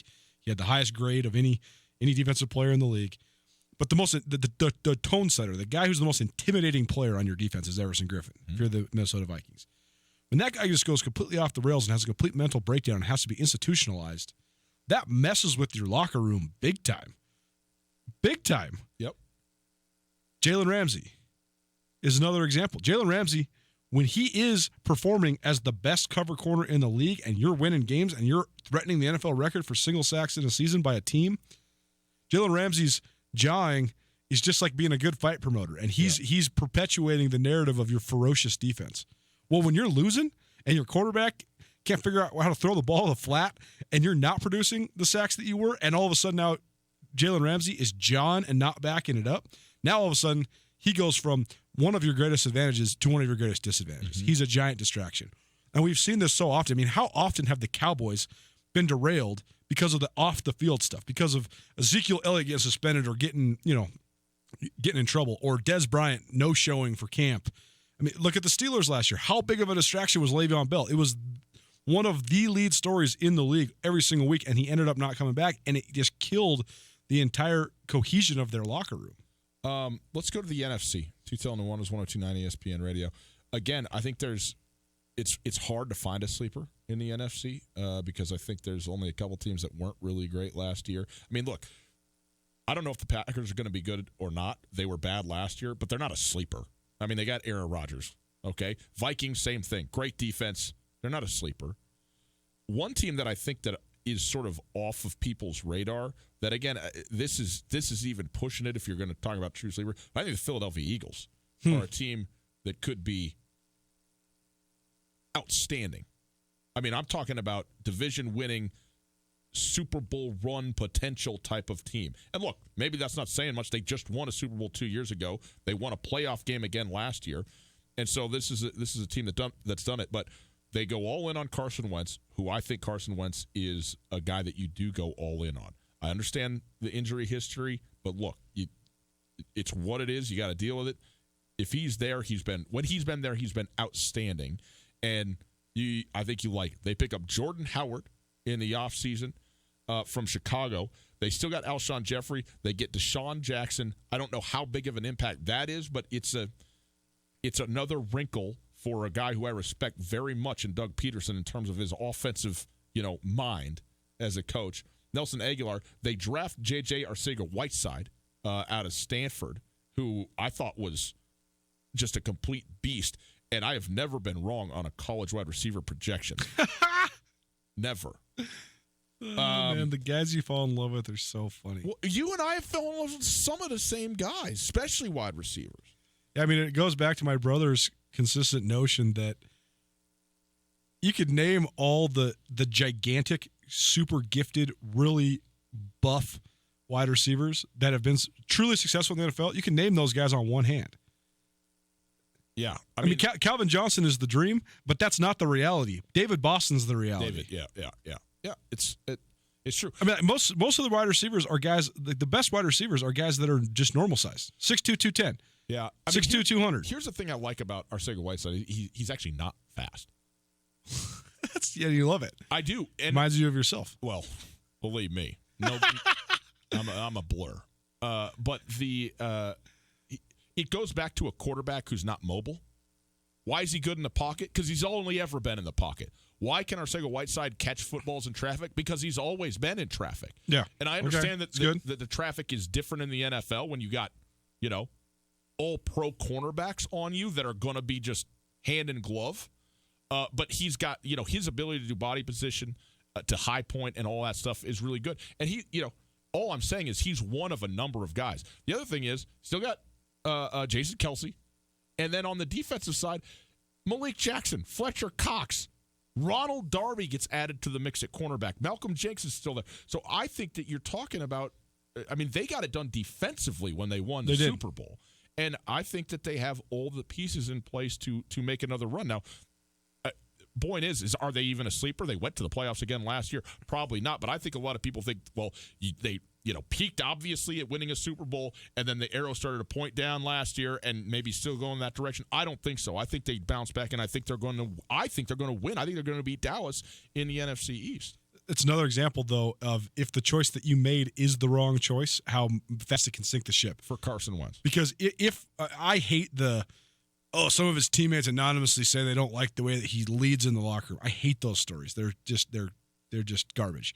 But if there's ever any truth to it, then that stuff can just smolder and smolder and smolder until it blows up in your face.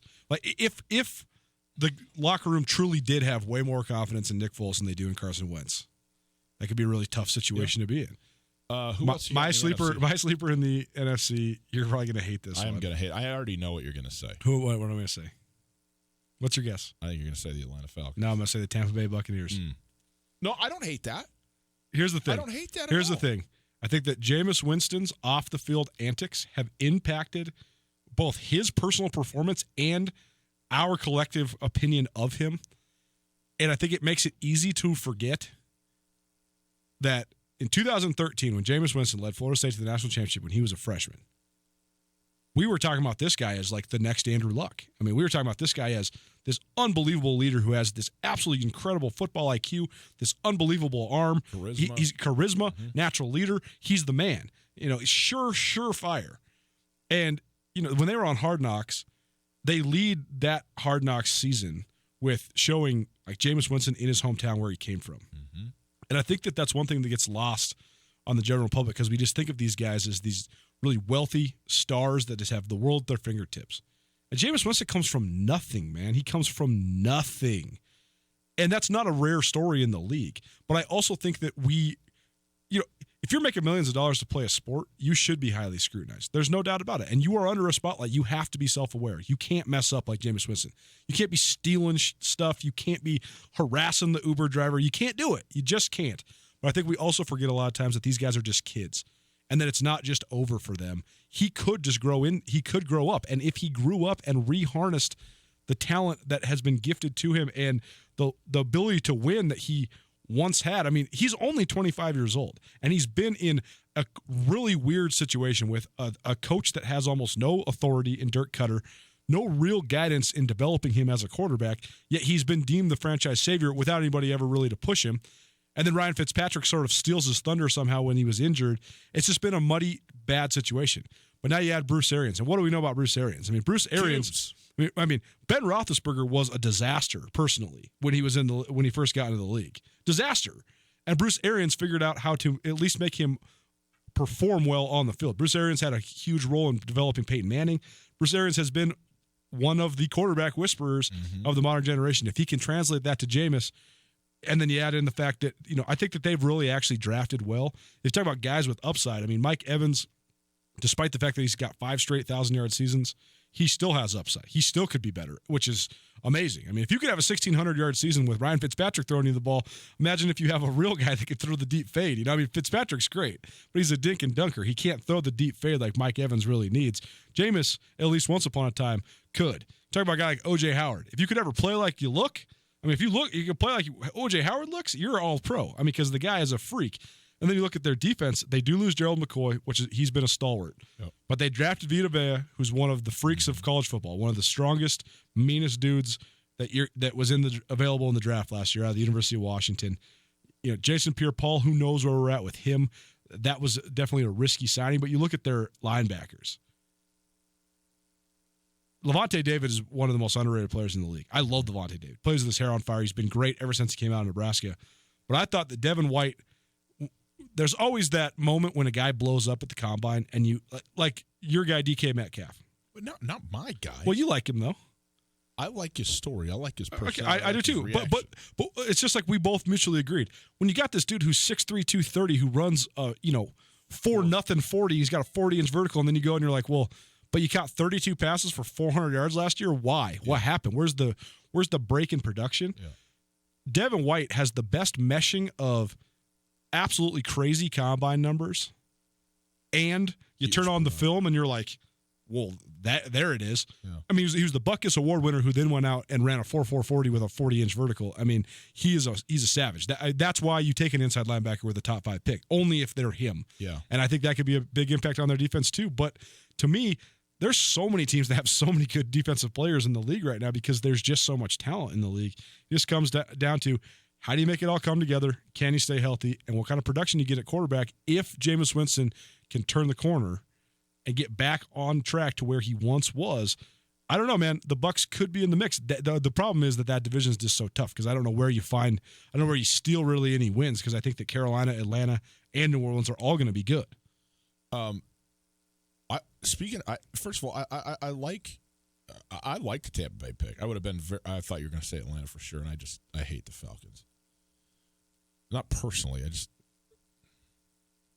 get them out of here. But why is that? Because you hate Matt Ryan? I don't know, I don't know why. It's unjustified. It's unjustified, but I just think that I just can't stand him. I hate watching. I just stand him. So it's funny. You want to know who I feel that about in the league more than anybody?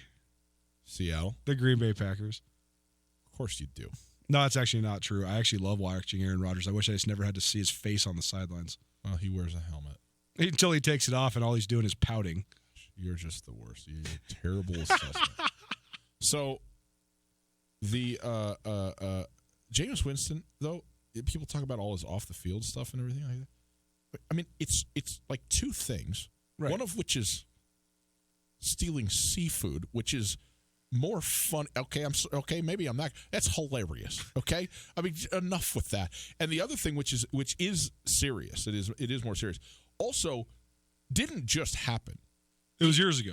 It was years ago. It came to light, and the process legally and so forth played out. And then he had, his penalty that he had. That he had to pay both, I think, privately and then also, in terms of suspension and so forth, that happened much, much later. But it's not like this thing just happened and this was another misstep. This is going back years. So in terms of what he's been in his personal conduct, to my knowledge, basically since he's been in the league has been no problem. The problem has been he hasn't played very well. He certainly has not played up to the expectation, like you said, of what he was coming out of college. Was he number 1 or number 2 overall? Number 1, yeah. 1 overall. And that, to me, I mean, there's very few coaches, to me, that sort of move the needle with a position or a player like that, than Bruce Arians. I mean, Bruce Arians coming back to Tampa. Look, Bruce Arians was retired and was maybe the biggest commodity available in terms of head coach out there. If you think about it as a free agent, he could have gone anywhere he wanted to go, and everybody, and he even dropped his, Cleveland, Baker Mayfield, the up and coming Browns, and all of that. And what did he do? Went to Tampa Bay. Now, I don't know. Maybe he's got a thing for Florida. He's got family there, wants to be in. But I guarantee you this: he doesn't take that job unless he, who was somebody who would know, goes, Jameis Winston's got it. Let me show you what we got here. And I think that is – so I'm with you. I think the Bucs are going to be better. Now, they got a tough division. They have a tough division to play in with the Saints and the Panthers and the other one. So, I'm not sitting here making any predictions, but I like to pick for a sleeper. I do. We're late, but I want one more point on this. So let's get out after this. Yeah, you're very late. Thank you. Of course we are. After this, I'll tell you why guys like Jameis Winston are such feast or famine because of their leadership style, and we'll also give you details on how to win tickets to the B-52s. Oh, let's go. Music. Tommy. Next.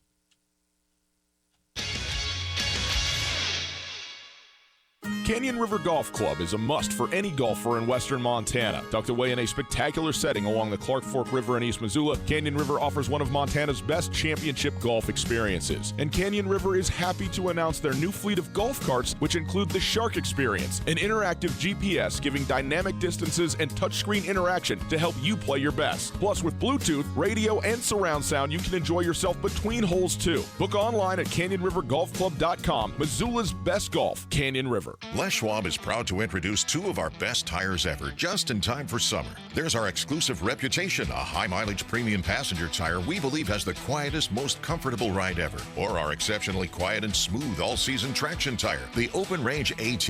Get up to $150 instant rebate on 4 backcountry MT or AT tires, or $50 on 4 road control passenger tires. Les Schwab Tires. Doing the right thing matters. Cannot be combined with other offers. Limited time. Terms and conditions apply. Details at leschwab.com. On Russell, across from the fairgrounds. This is Mike Nugent with Berkshire Hathaway Home Services. Berkshire Hathaway provides Western Montana with full-time real estate professionals for you whenever you need us. Our reputation as the state's most knowledgeable and available real estate group has helped build unmatched trust in the Garden City and statewide. If you have been thinking of making a real estate move in the short or long term, give me a call. No pressure, no expectations. Just professional opinions and service at whatever pace you are comfortable with. Give me, Mike Nugent, a call today, 531-1802. And remember, every question is good to ask. Take summer by storm with a new Polaris off-road vehicle. During the summer sales event, rebates go as high as $2,000 and financing is as low as 3.99%. Live your life wide open in a high-performance RZR. Tackle anything from mountains to mud holes on our legendary Sportsman ATV. Get more done with a hard-working Ranger, or take on any task or trail in a versatile Polaris General.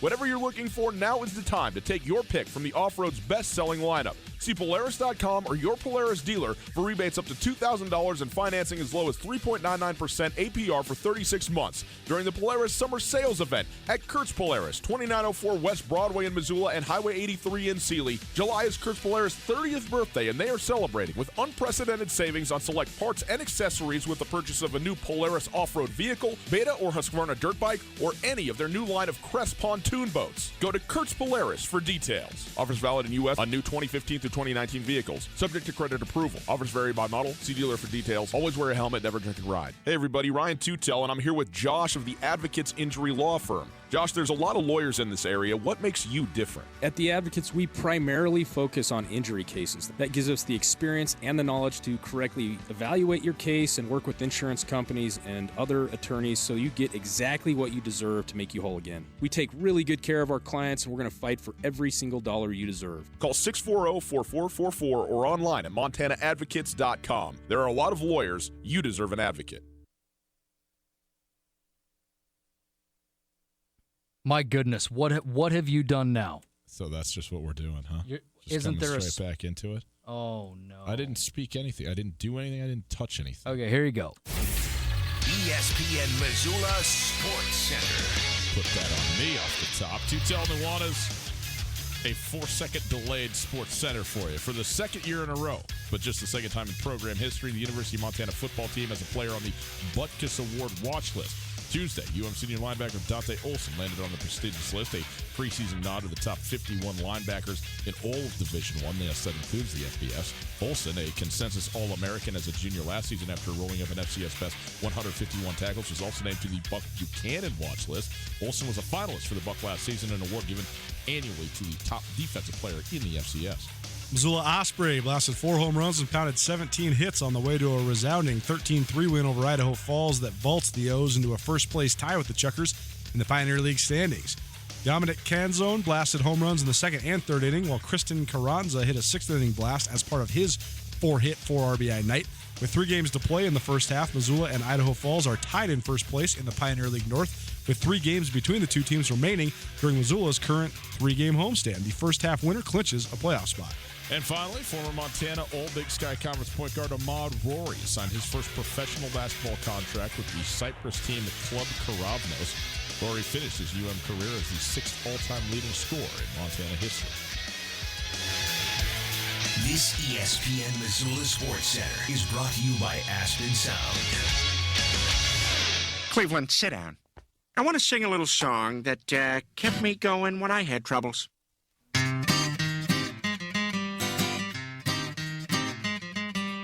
We were at the beach. Everybody had matching towels. Somebody went under a dock, and there they saw a rock. Now, are you mad at me? Is that why you're doing this? It was a rock lobster. You said you were going to talk about B-52s. It's a cover. It's Peter Griffin covering B-52s, man. Come on. I just, just feeling a lot of hate through Facebook and so forth. What are you talking about? It's Tootell Nuanez, 102.9 ESPN Radio. We are broadcasting live through the Kurtz Polaris studios. Kurtz Polaris is at 2904 West Broadway in Missoula. Now I get it. Kurtz Polaris is celebrating their 30th birthday this month. That's right, 30 years they've been in business. They're offering 30% off MSRP on select parts and accessories with the purchase of any new Polaris off-road vehicle, Husqvarna Beta dirt bike, or any Crest pontoon boat. Some restrictions apply. See Kurtz for details. Get the Kurtz Polaris in Missoula and Sealy all month for Kurt's 30-year anniversary sale. Coulter, we got some tickets for the people to this very band playing in this very town out at the Kettle House Amphitheater. We're going to give them away next week, and we're going to play a little fun little deal. Now, we're all music lovers here. I know that I'm going over the top of your other point that you wanted to make. About it's okay. We'll get to it. We'll get to it at the end. Tommy wasn't actually listening to that part. He was just following the outline. Yeah. Well, why would he listen to the show? Yeah, emergency programming meeting after this train wreck, by the way.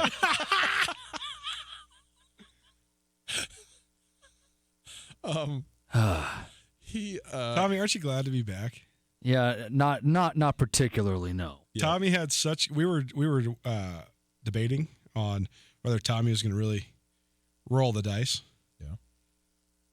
Because last time Tommy and I were in Vegas for the National Association of Broadcasters convention, Tommy won not once but twice. Big, same day. Yeah. Same machine. Yeah. And I was taking him to the airport, and he was like, "Nope, not chancing it. I'm not going to gamble at all." And you claim that you did not, Tommy. What do you ask? You're in no position to put me on the spot here. You're screwing up my Peter Griffin segment. Yeah. You're totally going over the story where I get to roll Coulter under the bus. You have screwed up the Sports Center. It started late. I don't know what to do to keep you on track anymore. I believe that was your bad. No, I did not gamble on this trick. Did you go get some sides? I did. I ate one side, and it was oddly enough to feed two people. The B-52s are coming to Missoula to the Kettle House Amphitheater Thursday, August 8th. Logjam presents, reeling them into town. And it was the show of the summer that Regime Seabrook, our esteemed friend Regime Seabrook, said he would like to go to for the music and also to people watch. And we are next week going to send two of you to that very show. And what we're going to do is a Name That Tune throughout the week next week. And we are going to give a pair of tickets away. So we will register folks Monday, Tuesday, Wednesday, do a little Name That Tune, and then we will select a winner and give the tickets away. So listen in next week for tickets to the B-52s coming to the Kettle House Amphitheater. Looking forward to this. It'll be fun. Do you know what music we had? We had our boss start writing down the music that she thought would be good for Name That Tune, and by about the third option, we just say, you know what, we'll just come up with our own. What was the Ant Band? Her selections were Ant Band, Goody Two Shoes by Adam Ant. Adam Ant. Careless Whisper by Wham, which actually isn't a bad one. It's a pretty good trivia one because you got George Michael. It's a big hit. But I mean, like Goody Two Shoes by Adam Ant. Who knows that? And I think the third one was Working for the Weekend by Loverboy. I mean, I understand that you're trying. You're trying to hit the mark in terms of the time, right? I want to do right by the people that listen to this show, and so if we throw a little, J. Cole out there to get people to the B-52s, then so be it. That's not really what we're going to do. We're going to do 80s songs. We're going to do 80s songs, but they're not going to be as obscure as Adam Ant. Okay. Let me interject one more time. Yes. Can't wait. If we were to play Macklemore, do you think the audience would know who it was, or would they need to Shazam it? I would say like 13% of them would know who it was. Okay. I quit. It's my last day. Now, the Montana Club's happy hour features BOGO beverages. Our expertly mixed cocktails, microbrews, domestics, and wine are buy one, get one free 7 days a week from 3 to 5:30. Stop in on Friday for Montini night. Sip on a top shelf martini for only $6, 5:30 to close. When you've worked hard all day and are ready to relax, the Montana Club has got you covered with BOGO happy hour 7 days a week, 3 to 5:30 on Brooks and North Reserve, Missoula. Alpine Touch makes the perfect gift this summer or any time of year. If you are traveling, bring a gift that is distinctly Montana and give your loved ones some of the best spices anywhere around. From the Alpine Touch Pick 4 Spice Pack to the All-Purpose Twin Pack to the mouth-watering sunflower shoots to Alpine Touch gift cards. Alpine Touch makes the perfect Montana present. Available at retail locations around the state or online for a limited time. Use the code ESPN10 at checkout to get 10% off any online order. Alpine Touch, Montana's special spice. In Western Montana, we know shopping local matters, and you may think you'd pay more for the quality and customer service that comes with it, but not at Selway Armory. Selway Armory is locally owned with knowledgeable specialists that can answer your questions. In addition to the expertise, though, Selway Armory also has a bigger selection and lower prices than the box stores. When you're in the market for firearms and accessories, save money with the experts at Selway Armory. Selway Armory, 2825 Stockyard Road, Unit E6, and online at selwayarmory.com. No matter how far you may go, there's always one just down the road. Town Pump, ooh, pump it up. Pump it up. Town Pump always has your favorite snacks and drinks. Check out their new item, Big Sky Spiked Seltzers, variety 12-pack cans for only $14.99. Need a snack? Old Trapper 3 1/4 ounce jerky is just $3.99. Town Pump is there for you, right down the road. Town Pump, right down the road. Pump it up, oh yeah. Tootell and Nuanez on 102.9 ESPN Radio for Missoula.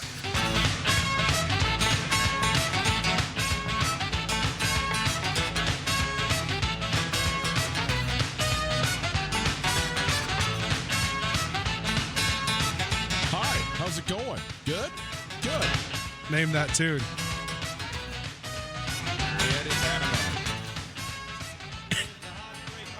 Good deduction. Yes, it is. It's Tootell and Nuanez, 102.9 ESPN Radio. We are broadcasting live from the Kurtz Polaris studios. Kurtz Polaris at 2904 West Broadway in Missoula, Highway 83 in Sealy. Check them out right now because it is their 30th birthday all month. And they're celebrating 30 years of being in business by offering you up to 30% off. That's right, 30% off MSRP on select parts and accessories with the purchase of any new Polaris off-road vehicle, Husqvarna or Beta dirt bike, and any Crest pontoon boat as well. Some restrictions apply. See Kurtz for details. Get to Kurtz Polaris all month long. If you missed anything in the show, we got you covered on the podcast. Podcast available all over. Wherever you get podcasts, you go get podcasts, Tootell Nuanez podcast. You sign up, you subscribe, you rate it, you review it. You do us a big, big favor, and we sure do appreciate it. The podcast is available thanks to the Wingate by Wyndham Hotel in Missoula. Okay, Coulter, you wanted to tell me something along the lines of what about Jameis Winston and his leadership style? Well, so I thought it's actually an interesting full circle to cap this thing. You were talking about how you don't mind the fact that Sam Darnold is sort of a nonchalant, non-emotional type of leader. And I do think that in the NFL, especially when you're a young quarterback and you are an anointed quarterback, a guy who was a top 5 pick or a top 3 pick, or in Jameis Winston's case, a number 1 pick. We talked about this with Baker Mayfield as well. Baker Mayfield was an unquestioned leader with so much bravado when he was at Oklahoma. But then when you go from being the oldest guy on your team who also has so much clout because you're the Heisman Trophy winner and you're leading a bunch of 18 and 19 and 20-year-olds, when you try to transition into leading guys who are 10 years older than you, when you're trying to fire up Joe Thomas in the huddle and he's like, who is this kid? It's a tenuous situation because how's it going to work, right? It could come off as inauthentic, and if you're not producing, I think it could rub people the wrong way. And when you watch Jameis Winston, I think when you watch Jameis Winston in college, he was so mature from a leadership perspective when he was at Florida State, and I think that's why he was able to galvanize the team and be so good right away and lead them to that national championship when he was a freshman. And he's had that same sort of clout amongst his peers. But then when you come in and you're a rah guy and you're throwing as many picks as you are touchdowns, I think it just falls flat on people's ears. And I think it can irritate veterans and it can be sort of a divisive factor. But if you have a coach that empowers you in that element, which I think that Bruce Arians will, and you can start to produce at a higher level, your leadership style might not change whatsoever. It just might be accepted a lot more easily because it's so much about production, right? Like if you're a get in your face, I'm going to inspire you type of leader, and you're like, when you're playing linebacker and you're like that, it doesn't matter if you're on a good or bad team because you yourself can go play with your hair on fire and make so many plays, right? Like if you're Ray Lewis, you're Ray Lewis. It doesn't matter if you're on a 5-win team or a 13-win team because your toughness and your relentlessness is going to always be on display. When you're Jameis Winston and you give this impassioned pregame speech and then you go throw a pick 6, everybody's like, shut up, kid. What do we want to listen to you for? But if you can write the production and produce at a higher level and you have a coach that has a similar personality to you, which it seems as if Bruce Arians is a lot better of a fit for Jameis Winston than Dirk Cutter ever was, then I think that you can have I think that Jameis Winston has a chance for his career to get back on track, especially from being sort of the savior of a franchise like they wanted him to be. Yeah, I mean, I totally agree with you. The other thing, too, is this is the last year of Jameis Winston's rookie deal? It is. It's go time. It's go time. Because here's the thing. You're in this catch-22 where if he plays if he plays the way that you want him to play, you're going to pay him a lot of money. And you're going to have to take away from other places on the field in order to do that. If he plays in such a way where you don't have to pay him that much money, there's no point in paying him at all because he's not good enough. So I'm not sure what to do. The one thing you could say is like, hey, you played well, but we still need to see it out of you. We're going to give you a short-term deal, or we're going to, give you an option deal or something like that. And who knows how that will go. I expect Jameis Winston to have his best season with Bruce Arians sitting there, and the production of Mike Evans, O.J. Howard around him as well. I don't know what they're going to do at running back, and I think that's an issue. They drafted Jones. Ronald Jones. I mean, Ronald Jones was actually excellent at USC. Yeah, and there's a lot of guys that have been excellent at their respective colleges. Well, yeah. I mean, every guy in the NFL was great at their respective college. Right. So I mean, I haven't seen it, but again, how much the expectations are extremely high for Bruce Arians to me, and I think reasonably so. But will that translate to a 10-win Bucs team? That I'm not so sure on. I think there's potential there. Coulter, one thing before we get out, you wanted to mention the Senior League Softball West Regional. Missoula, the All-Stars from Missoula, have been at the World Series the last 4 or 5 years, including winning multiples in a row. And they are in the regionals right now to, if they win the regionals, you punch your ticket to the World Series. Just hammered Nevada 25-5 in 6 innings.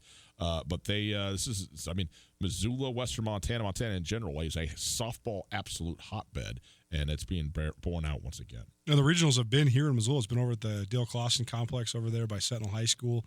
And the Zootown team has actually been a little bit up and down. They've had a hard time with some of the warmer weather teams. They lost to Hawaii last week. They lost to Arizona in the afternoon earlier before then. They swept Nevada 25-5 and 20-2.